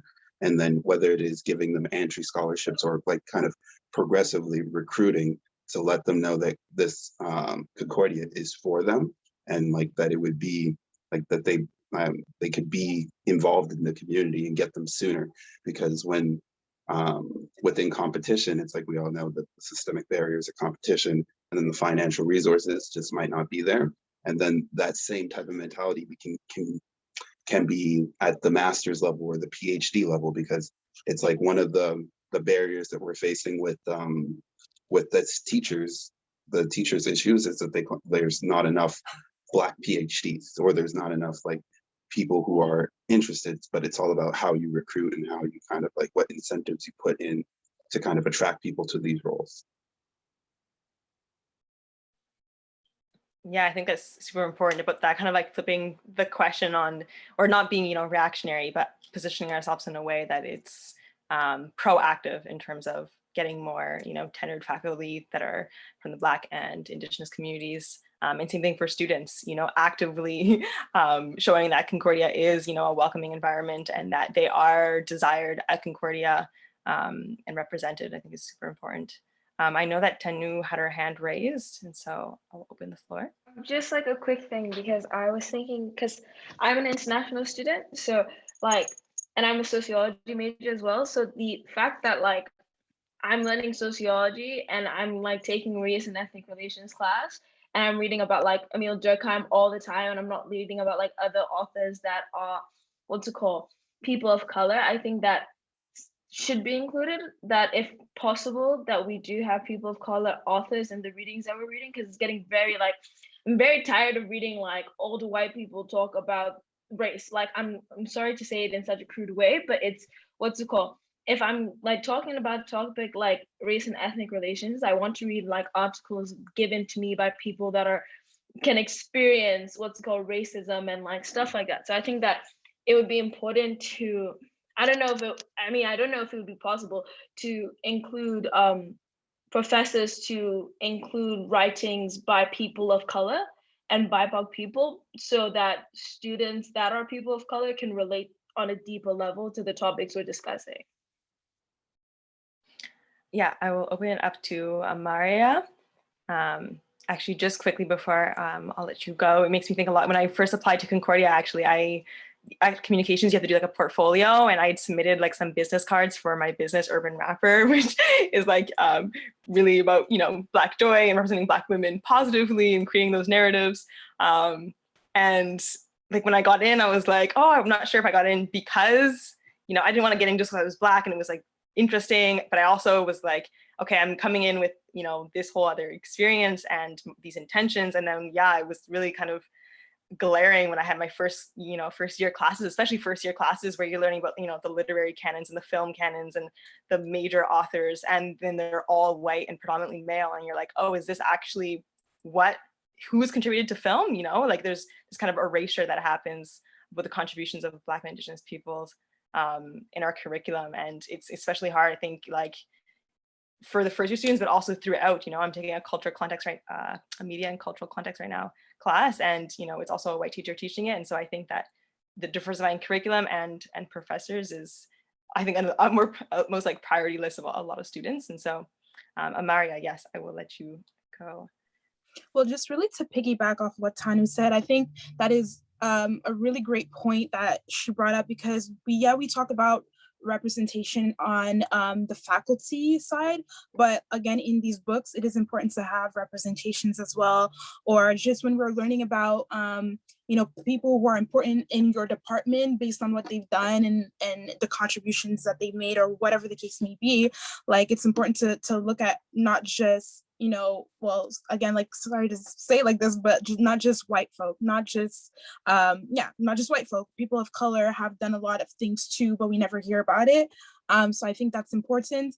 And I think it kind of goes back to, again, academic freedom in a sense, because with the whole N-word thing happening, people were saying, well, it's in these books, right? So why can't we say it? You know, but I think like the issue with that is that, you know, they're saying it without, you know, really teaching about Black history or teaching about these people that have contributed to, you know, various things, right? So it kind of goes back with that, like how can we bring out, you know, these books that you know, more people of color have written, or all that stuff, right? So that at least a conversation will happen concerning that, or we're telling the stories from people who actually lived through these situations. And yeah, I had another point, but I forgot it. So that's really what I wanted to add as well. Thank you, Amaria. Stephanie, I know you had your hand up as well. Yeah, I just wanted to add on to what Tanu and Amaria has been saying, and also you, Kamina. I think with curriculum, what I have been seeing actually for my part is a lot of professors are starting to introduce Black authors or people of color into their curriculum, which is great. It's progress, but what I do see is discomfort with it, like not knowing about it enough. It's just like they did the reading and then now they're just presenting it. So if we are going to have professors who are not people of color who are presenting the curriculum, I think it's really important at least that they know it and they're familiar with it and they're also comfortable to present it. Thank you, Stephanie. I think that's all for our hands raised. And I just wanted to kind of summarize in general. I think we'll talk a little more about like education and diversifying the curriculum and diversifying professors, but because also this is an opportunity for the CSU to understand like what the demands are and what you'd like to see for the rest of the campaign. I think it's it kind of affirms, even the social media campaign they're doing on celebrating the different contributions of Black students. I know I was one of their students featured, got a few new Instagram followers from it, but also celebrating, also historical figures is like a very important work, and it should be something that continues onwards outside of this campaign. And also, inviting more Black speakers to come speak at Concordia is something I think the CSU can also do in just terms of advancing Black perspectives on campus. So in terms of education, I know we keep bringing up, especially Amaria and Tanu, about incidences of where professors have used the N-word.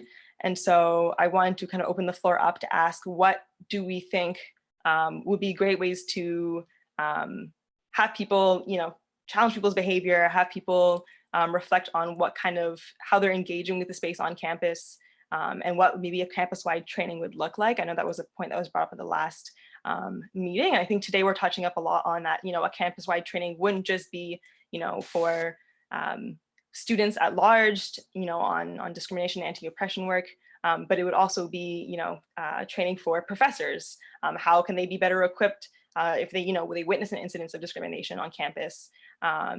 Should there be more investment in anti-racist education for, Concordia faculty, administrators, governors, employees, kind of across the institution, and not just on students? And so I'll open it up in general on what do we think could be educational tools in all those different layers to create, safer spaces on campus.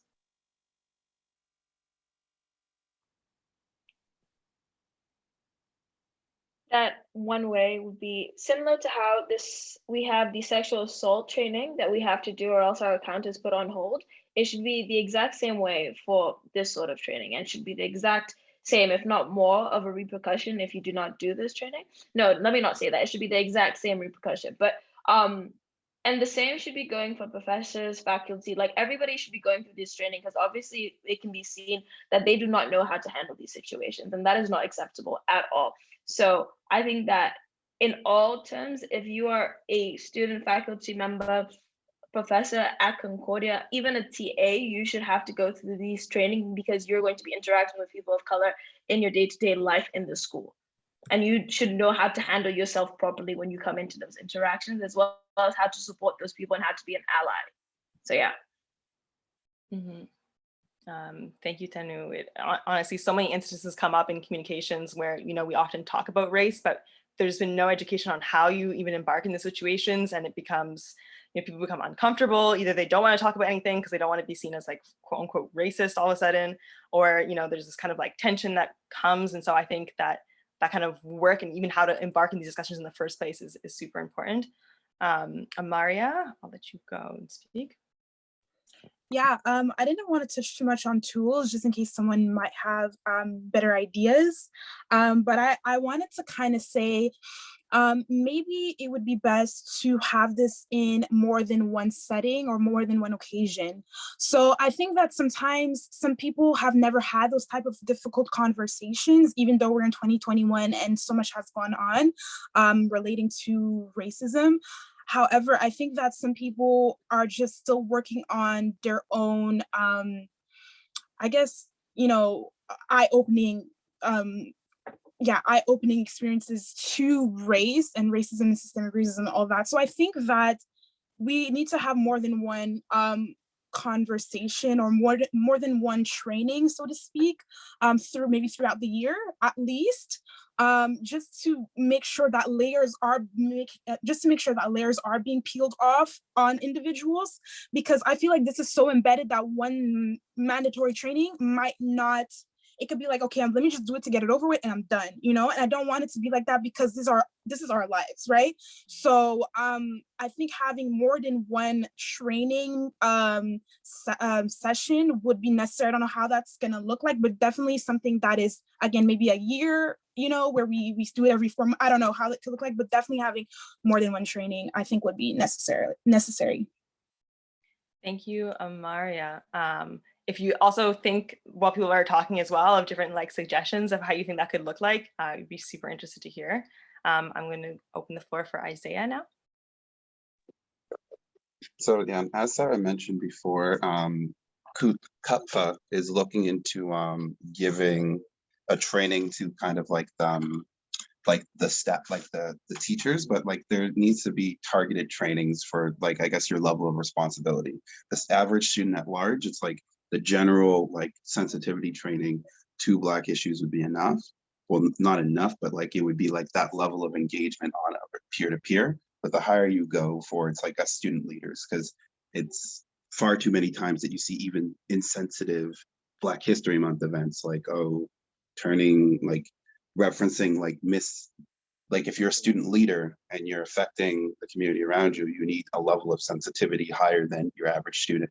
If you're a paid professor of the university, you need a higher level of sensitivity than your average, like your average student or whatnot. So it's just pinpointing the different subgroups and seeing what is the appropriate level, or what level of training they need, and then also what consequences, or making it more streamlined to act on cases where people violate it. Because informing is one thing, but unfortunately, if people don't necessarily see the consequence, you can train them all you want, and you might not see the change that you may want. Yeah, I think, well, university is also like a microcosm for the larger community. And we see those same problems where, policy is created and then nothing's actually enforced. And it doesn't end up having the kind of transformative changes that we aspire for it. And so also thinking about, what are potential consequences, or, what happens in those cases where, different lines are crossed, is super important. And so I'm going to open it up to Ashley, who has her hand up. Yeah, so I think the biggest takeaway from the N-word incident was just how unprepared professors and faculty at Concordia are to DEI instances. And I find that quite shocking, because in most workplaces, there are some sort of DEI anti-oppression training that's done, especially once you're in a position of authority, which a professor is. They're the authority of the classroom. And there are policies, of course. Concordia probably has policies about HR and just like what happens if there's a racist situation, but those policies just aren't enforced correctly. And I think from the faculty point of view, there needs to be a reorganization of the effectiveness of these policies. How can we couple DI training or anti-oppression training from an independent body with our existing policies and make those policies actually work and make these consequences known and enforceable? Because they exist, yet a professor felt comfortable to defend the use of the N-word in class with no remorse, even if probably in her contract it was specified to not act upon those types of things, right? And I actually have a position with AFSA, and we are working with providing DEI training to student politicians. Just to touch on Isaiah's point, we have a wonderful lady named Nadia who works with us and is training us and guiding us through that whole process. And the opportunity that Zoom gave us of COVID and having time on our hands and a little extra funds for AFSA to give us these paid positions really is getting the ball rolling for student politicians, because that's where a lot of harm could be done. Because again, it comes with positions of authority. If you're not trained well, then you can't do your job with integrity, because you can unknowingly cause harm, or knowingly, which could be even worse.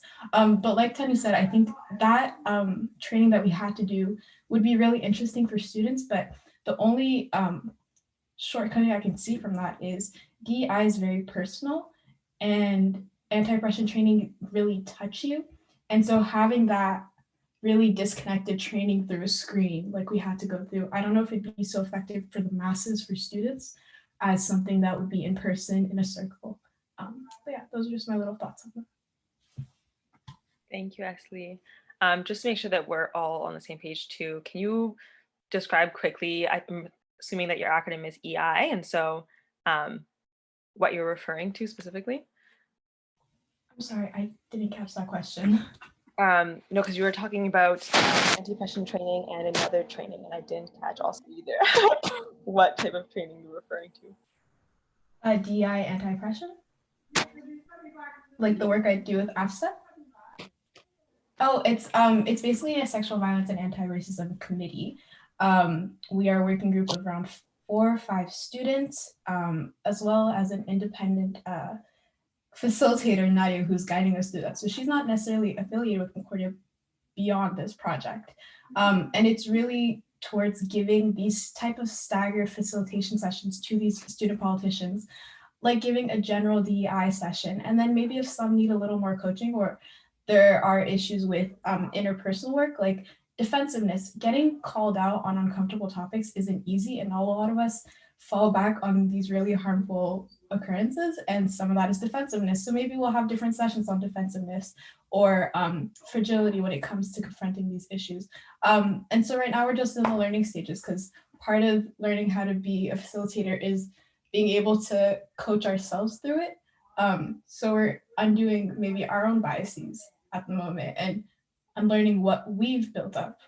So yeah, it's an interesting project. And like I said, it's a nice positive that comes out of Zoom, because there's those extra funds again. Definitely. And I think it's like super interesting, slightly unfortunate, but super inspiring to see that all these different associations, student groups. I know also the sustainability hub at Concordia are kind of taking it into their own hands to have these trainings happen for the different members.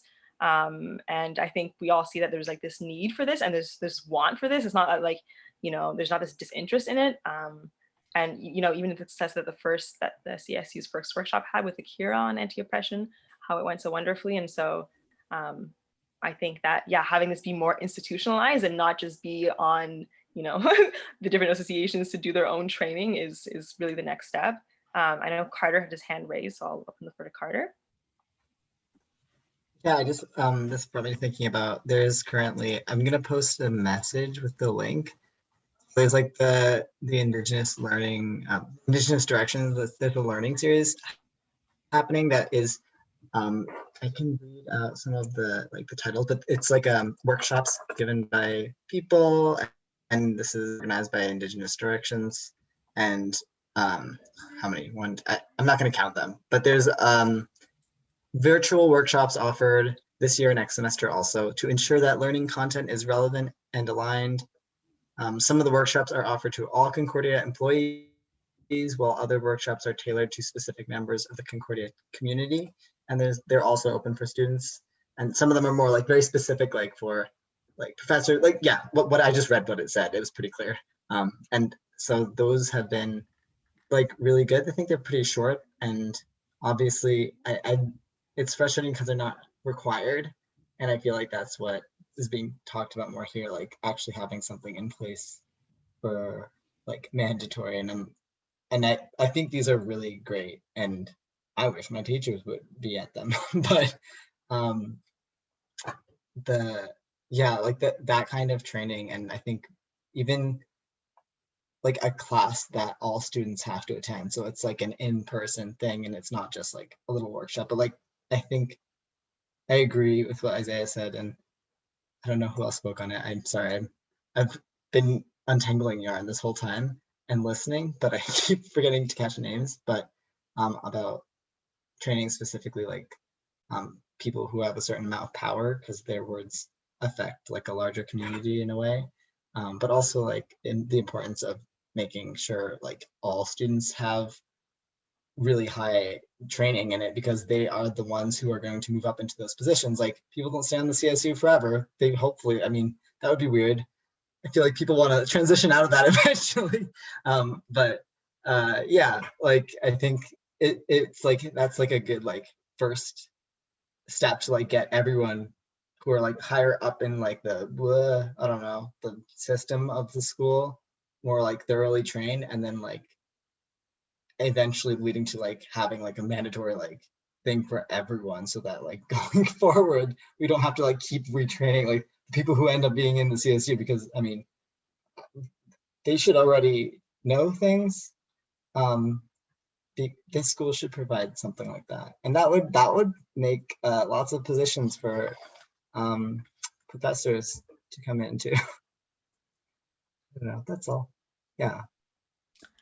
Thank you, Carter. We have a few hands up, but I just wanted to actually ask quickly, because you brought up something that I found was interesting in terms of the CSU, who has a lot of representatives here tonight. And so I'm curious, is there any training that council members and CSU executives go through when they start their mandate in terms of anti-oppression and discrimination and, you know, systemic racism in general? Either Isaiah or someone else from CSU can fill in on that. Can you repeat the question? Sorry, Kamina. Yeah, it was just what Carter was saying in terms of CSU executives, but I think it could be expanded to CSU, you know, to Senate and to council. Is there any type of training that is mandatory for these different positions when it comes to anti-Black racism, systemic racism, and anti-oppression work? So it's like we do offer, well, not that we offer, we get counselors and execs, like the execs are mandated to set up an anti-oppression training and anti-sexual violence awareness training. We do like kind of like a what's it called, a training with the dean of students on kind of like a level of sensitivity that we're trying to look in better. We actually just had our anti-Semitism training, and so it's like we're always trying to give counselors and executives that these perspectives in the beginning or of their roles so that they can kind of like approach things from intersectionality. But training is kind of like home improvement. You're never truly done. And so it's like, hopefully, like if Concordia could, whether it becomes like standard issue in your degree, offer these types of courses so that like everyone at a base level and as an elective or intro has to take some type of oppression class, that would obviously streamline a lot of things. But for now, it's like we just want to, in that vein, as I said before, about making sure student leaders are sensitive to the issues of the people that they represent. It's like, yeah. Thank you, Isaiah. Yeah, it's true. It's like once they're already in CSU, it's not that it's almost too late, but it's, you really want to get students through that training, especially in their first years. I know we have a few hands up, Lisa, Stephanie, and Amaria. So I'll go through Lisa first. I was thinking about, on the one hand, what people were talking about in terms of authors and thinkers and contributions. And I was thinking also I was agreeing with thinking of what Carter contributed with the Concordia Indigenous resources. This has been going on for a bit, and I was thinking about how Donna Goodleaf came in to Concordia and how she is a curriculum developer and who worked with a librarian, Shannon Lake, for over a year to structure a whole resources hub in the university with sort of workshops for profs that want to start getting more familiar with these kinds of thinking and writing on the Indigenous side of things. So I think that is something that is like that we have. That's definitely something to look at. There's a curriculum. There's a subcommittee on curriculum that is looking at all kinds of these things, and I can't give you any kind of update on where they're at, but this is all also being thought about. Thank you, Lisa. I know we haven't touched much on Black and Indigenous solidarity, or just even Afro-Indigenous people, all the diversity that comes in that spectrum, which we can definitely bring up at a future point, so I'll note it down. But I will open the floor to Stephanie, who had her hand up. I didn't have my hand up, sorry, it was probably by mistake. No worries. And Amaria, if you'd still like to comment. No, it's okay. We can. It's all good. Thanks. No worries. So actually building on that, in terms of when there are these different incidences that happen on campus, and also recognizing that students live also off campus, and that their realities are they are confronted with, discrimination and, on a daily basis, whether it's microaggressions or conflict with the police. I know a lot was talked about in the last discussion about what happens after those incidences, and how can we also prepare, you know, and going into knowing that this is a reality that a lot of our students are facing. And so I'm talking a lot about healing and a lot about mental health support. You know, myself, I know, you know, multiple of my friends have gone to universities like searching for support with mental health, whether it's, you know, psychologists, psychiatrists, and there's long wait lists, or there are not enough of diverse psychologists on campus. And so I wanted to open the floor up to discussions more on like mental health support and what are the needs of Black students in terms of, you know, what would that look like? Would, you know, is there more group sessions, more need for, you know, single sessions? Are there something that the CSU can do in the meanwhile while those institutional changes are happening that, you know, can fill in that gap? And so I know Anique has her hand raised, and so I'll let Anique go. Thank you for that question, Kamina. I want to piggyback on that question because I think it's so important, and it is definitely like probably at the highest priority of the BPO at this moment. So I just wanted to speak a little bit of what's kind of happening on an institutional level, and as an offering to hear more how we can continue to support this work, and kind of what more you would like. So, you know, when we look at the Sexual Assault Resource Center, we actually have a model, an interesting model of what can be put in place when a moment of sexual violence happens either on campus or off campus, and the types of supports that can be put in place for students in terms of, you know, facilitation, towards being able, there's facilitation in terms of like trainings and workshops that they do and awareness and all that, but then there's also facilitation in terms of what kind of guidance and support do students need in terms of filing complaints, or kind of just accessing the resources. You know, if you want to find a wellness practitioner afterwards, like how do you kind of have someone support you through that process and advocate for you.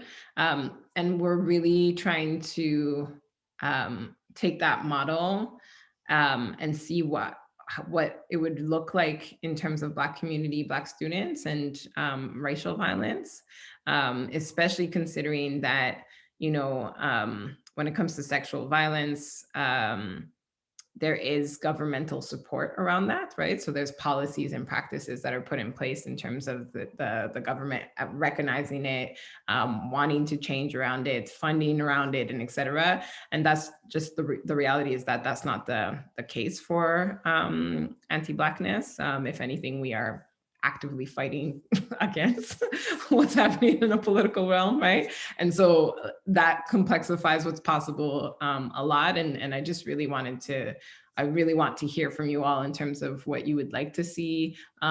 If anyone knows the SARC model and feels like that's a good model, I would love to hear more about whether that's something that you'd like for us to be kind of moving towards, et cetera.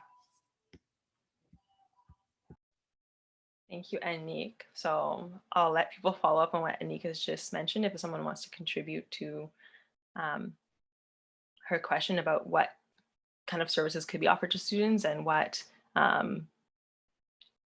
gaps there are. So I'll leave it open.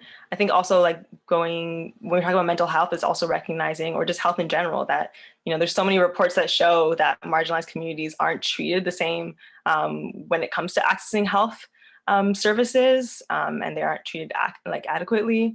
And, you know, often they're paid. And so I think that, yeah, Concordia has a certain responsibility in terms of filling those gaps for our students who, you know, because it'll, you know, long-term affect their academic marks, it affect, you know, the retention rate of Black students at Concordia. And so I'll open the floor if anyone has their hands up to speak towards mental health services on campus.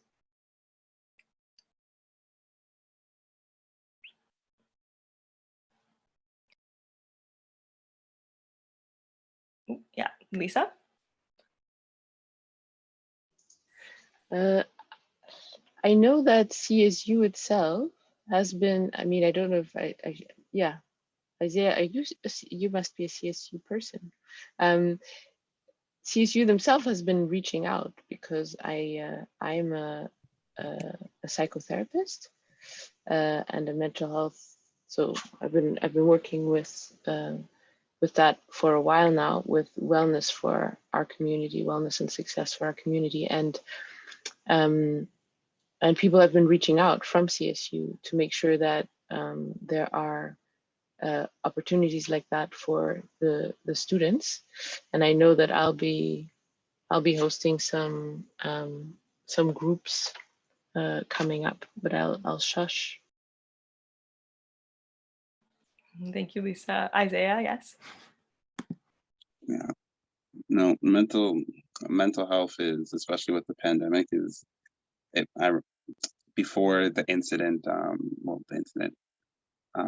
murder of George Floyd, like that was going to be another, like that was potentially going to be an annual campaign, but the Black Lives Matter one takes precedence. So we're always trying our best to see what, whether it is like with the increasing insurance coverage, but I guess some thoughts in terms of like on the university side of like mental health initiatives, like outside of like the regular, well, not regular, like the regular avenue of psychiatry, therapist or whatnot.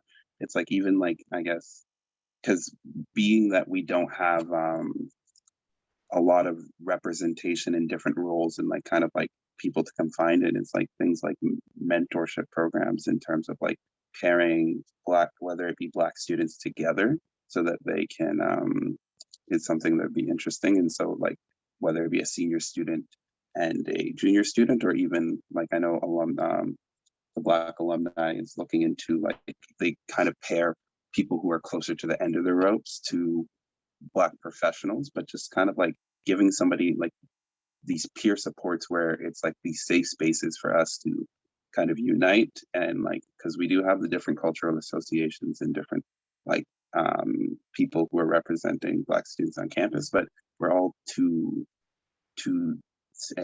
like we're all too spread out. So at least creating that like central hub or like stuff like this, like the town hall, at least now that we all know we're in a safe space where there's no triggering here, there's no well, not that there's no triggering, like we're all here collectively trying to help each other. And so it's like, even after like Zoom is a wonder because now we're all in the comfort of our own home, wearing sweatpants and able to like help and talk to each other, but like even seeing how we can transition stuff like this onto campus and to like creating these spaces and these initiatives. Thanks, Isaiah. Yeah, I think we're all excited, and I'm a little apprehensive to see like how, you know, this annual campaign has kind of been created on this like virtual bubble and how that will translate to lasting changes on campus. And I keep seeing this reoccurring theme about unity between these different, you know, both student and institutional leaders in the Black community here in Concordia. And so how I think now it's been a period where we've been kind of getting this kind of collective sense of what the demands are and what we'd like to see happen and a timeline for it and get that work going. Beza, I hope I'm pronouncing that well. I'll open the floor to you. Yeah, so this is just more of a question because this is my first year at Concordia, so I don't really know a lot about like the services. Is there like counseling and therapy and actual mental health stuff? Because I've been trying to like find a counselor for a couple weeks, and I emailed them like 2 weeks ago and they were like, oh, like our triage appointments are full. So like email us at like Thursday at 5 p.m. and it's like first come, first serve.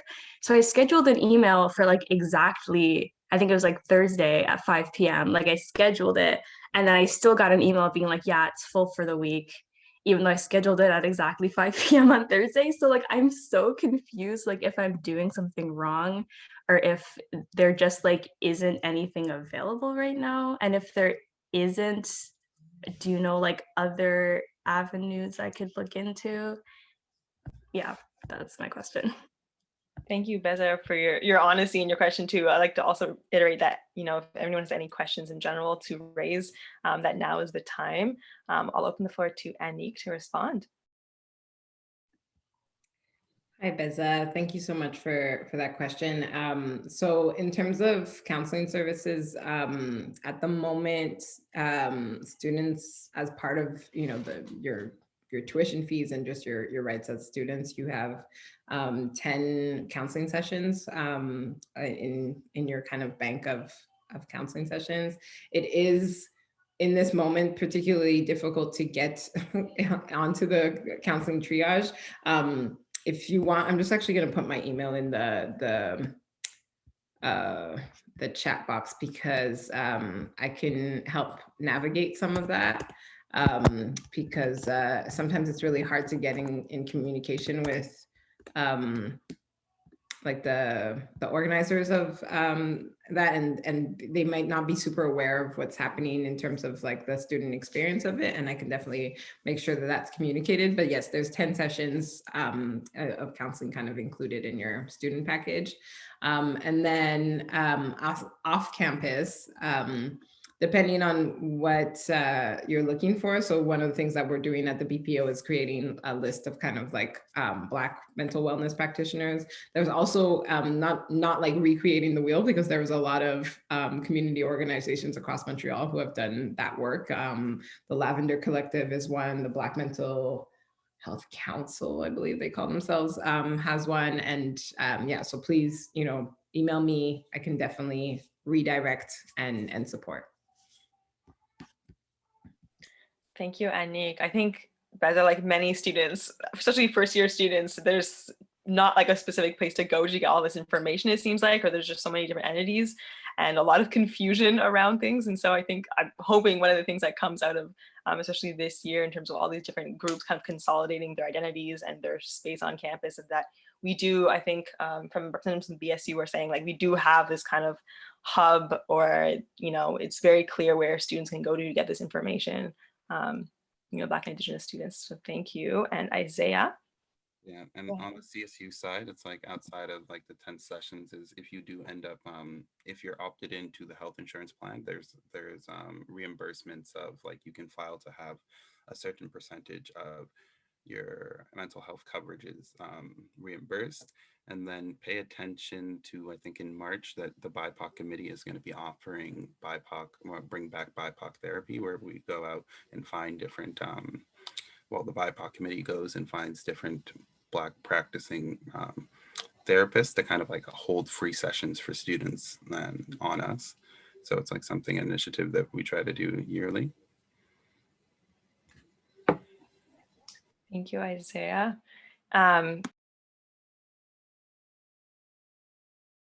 Oops, they're on mute. Had to happen at least once. And so, yeah, I want to say thank you, Isaiah. And also that because this event is slowly wrapping up, I wanted to open the floor because Beza kind of inspired me to not have something planned and see if anyone has any lasting questions or concerns they'd like to bring up while we're all here still on this late evening now. So I'll give you, a minute to even think about it. If there's anything that you think should be, there's Walter's back. They should be brought up while we're here. Also, I encourage everyone to keep an eye on the chat too, because there's a lot of amazing resources that are being shared, which I'm sure the CSU can put in 2 minutes and also send out or post at some point as well. So yeah, I'll give you another minute or so to think about if there's anything else that you'd like us to discuss while we're here. I know we've talked a lot about education, diversifying curriculum, the faculty, the staff, honoring contributions of Black students and professors at Concordia, healing and mental health support, economic issues, and the CSU's campaign in general. And so I see Isaiah has his hand up. So Isaiah, please. I wish I would have mentioned this earlier, but for those who are still here and seeing first years inspires me, is like one of the best ways to keep the movement going and making sure that people like resources like this are always a part is like the CSU is currently in elections.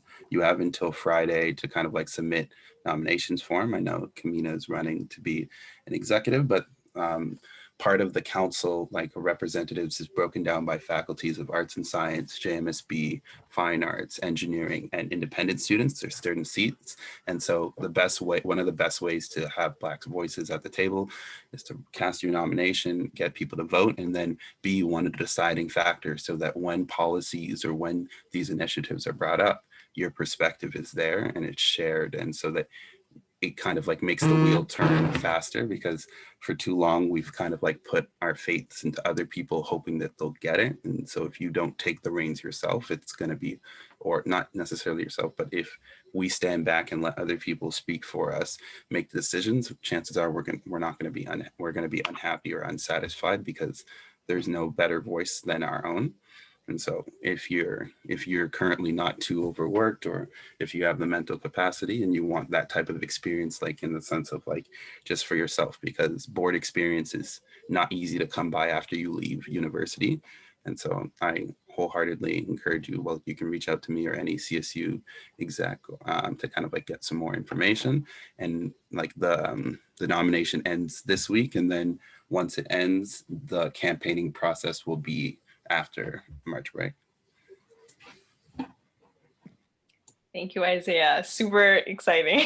Thank you for the plug as well. But yeah, I think exactly, like it's so important that when there are these opportunities for students to take positions of leadership, that we can have, Black and brown students occupy those positions. And it's a great way to make, institutional change kind of from the inside. And so thank you for mentioning that. I'll leave the floor open if there's anybody else who wants to bring up anything in general. I know at the end of the meeting, we end off by inviting different students and organizations and associations to talk about if there's any relevant projects or groups or events that we should know about, either in Black History Month or annually, that are going on. I know we have a few representatives as well from student associations. And so now is the time if you'd like to plug in any events or initiatives that you're working on.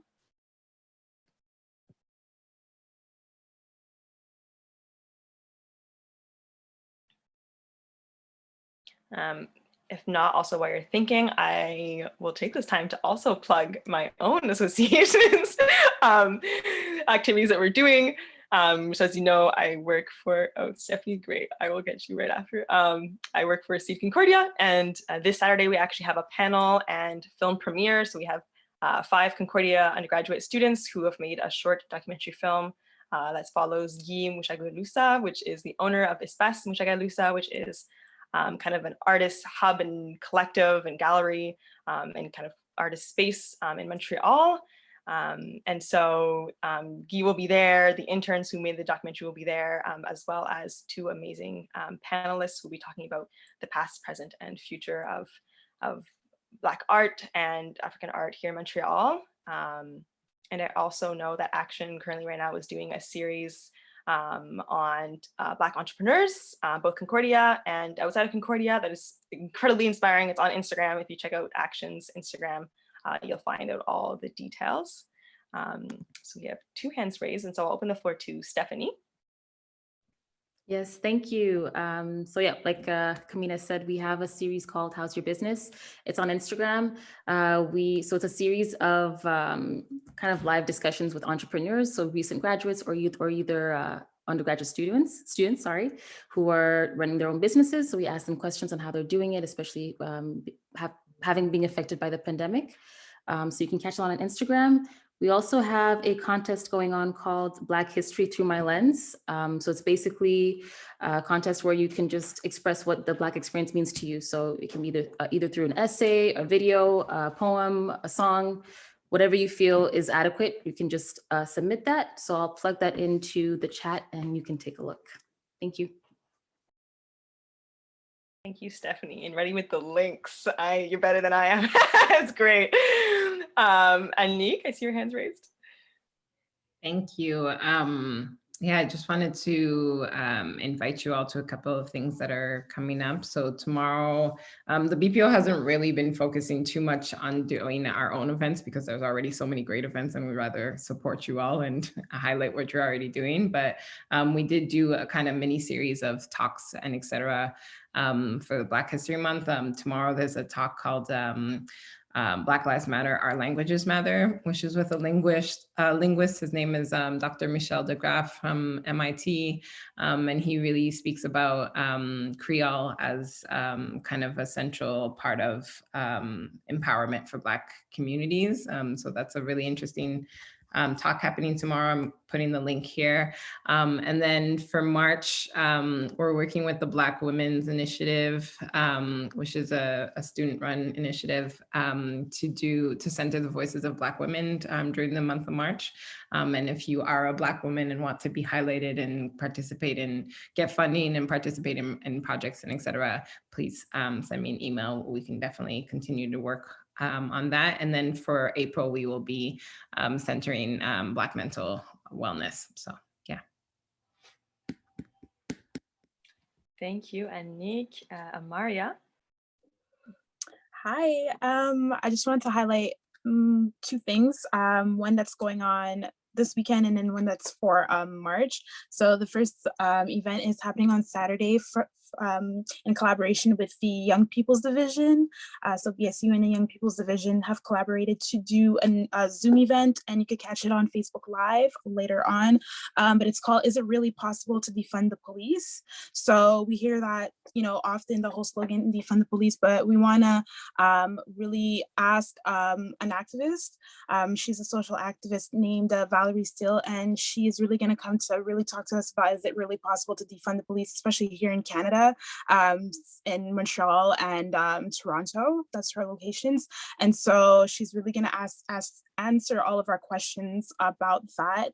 And in March, it's really the town hall that I wanted to highlight that I mentioned early on, but for those who are just joining, the town hall that BSU is doing in collaboration with the Black Caucus, BPO and whatnot, about just creating this space for Black students to know if there's, to talk about their experiences and to also get guidelines on the different resources that are out here for them, and just to reassure them that things are going to happen and change in the university. And so, yeah, just creating that big space for everyone to join in March. So looking forward to both of these events. Thank you, Amaria.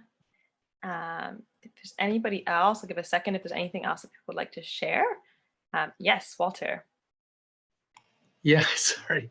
My parents' teacher meeting just finished, so I'm getting back here just to finish off. Yeah, so as you may know, the 21st of March is the International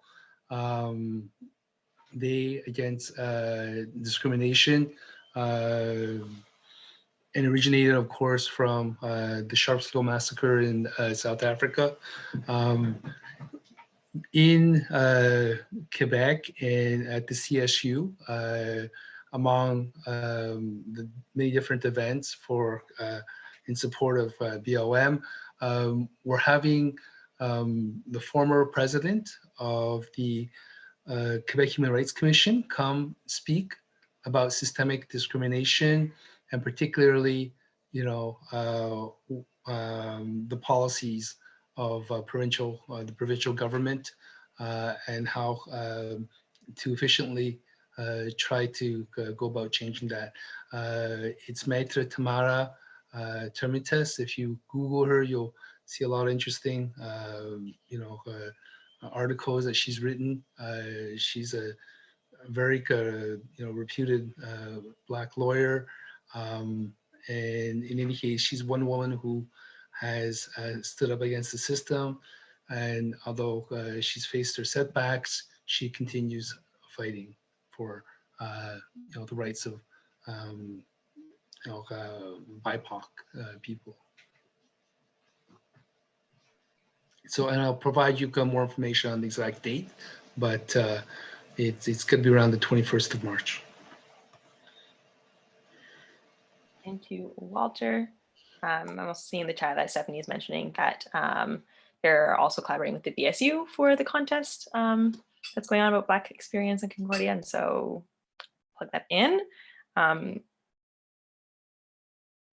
If anybody has anything else they'd like to mention or bring to the collective's attention.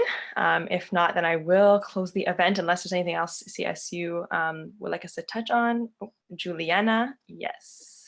Hi, so just while we're talking about events, I did want to let everyone know that if ever your groups are hosting events, you can always reach out to the campaigns department. We are always happy to promo events, share them in like hundreds of student groups, not hundreds, I'm exaggerating, but like every student group imaginable. And like get the word out there and get people to your events. Like any way that you need support, reach out to campaigns because we're more than happy to help. Thank you, Juliana. I've dropped the campaign's email in the chat. So hopefully expect some emails. But I think it's important to know that the CSU's doors are open. So after this discussion, you can also still feel free to reach out to myself if you have any questions, or reach out to Anique from BPO, or all the individuals that are here. I'm sure we're all very open to continuing the discussion. And so to wrap up, I don't know about all y'all, but I feel super inspired. Some of the things I brought away from it was compensation for labor and how that's super important. I know Carter and Nick, Sebastian both talked about it. Uniting together, having clear ways that we're coming together as different leaders on Concordia, and not kind of, like Nick saying, there's so many events that go on. How can we better have clear directions and work in solidarity between all these different groups?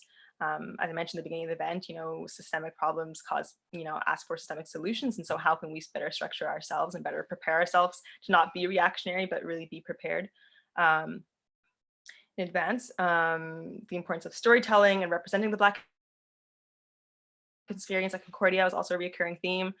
How, if the narrative has not been painted very well for Black people in Canada and globally. And so it's about how can we add more positive narratives?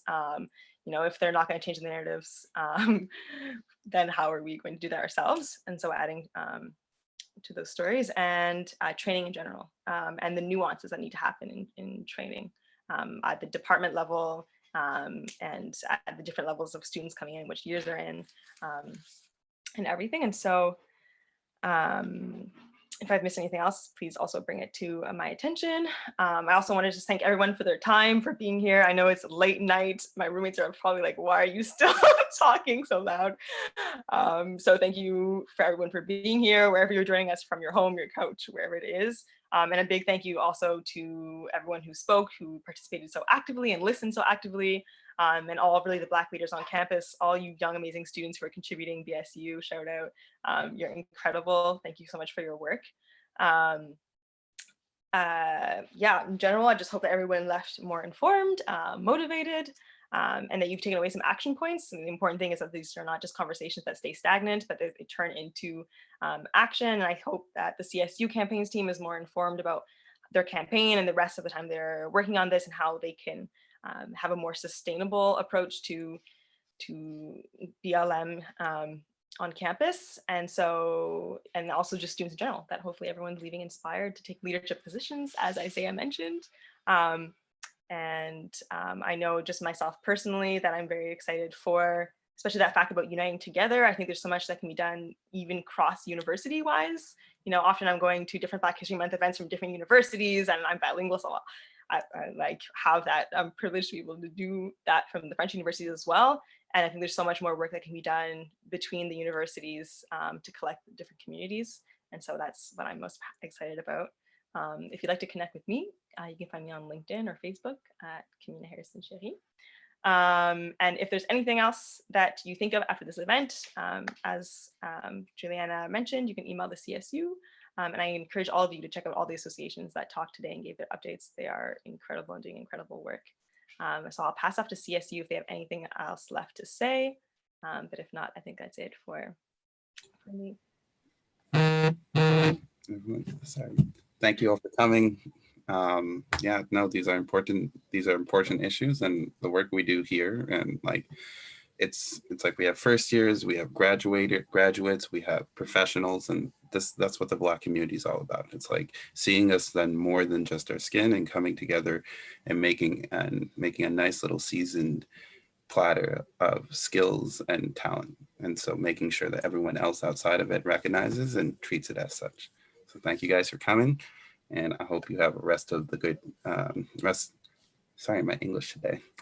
Really pleasant English, a really pleasant evening and an even better March break. Yes, good luck with midterms if anybody has them. Thank you so much, Kamina, for your phenomenal facilitation. And like it's been said several times in the comment section, but I just really wanted to like vocalize it that like it has been, yeah, amazing. Just the way that you summarize, the way that you connect pieces, the space that you create with your open heart and caringness is just, it's really touching. And thank you so much for that. Thank you, Ananique. I appreciate that a lot. Like Definitely learning experience. sharing, I'm sure she'll be an even better executive.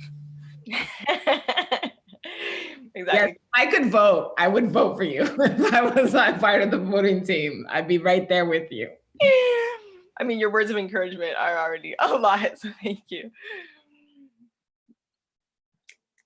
Great. Well, I think everyone can log off, so I'll let everyone sign off and have a good evening.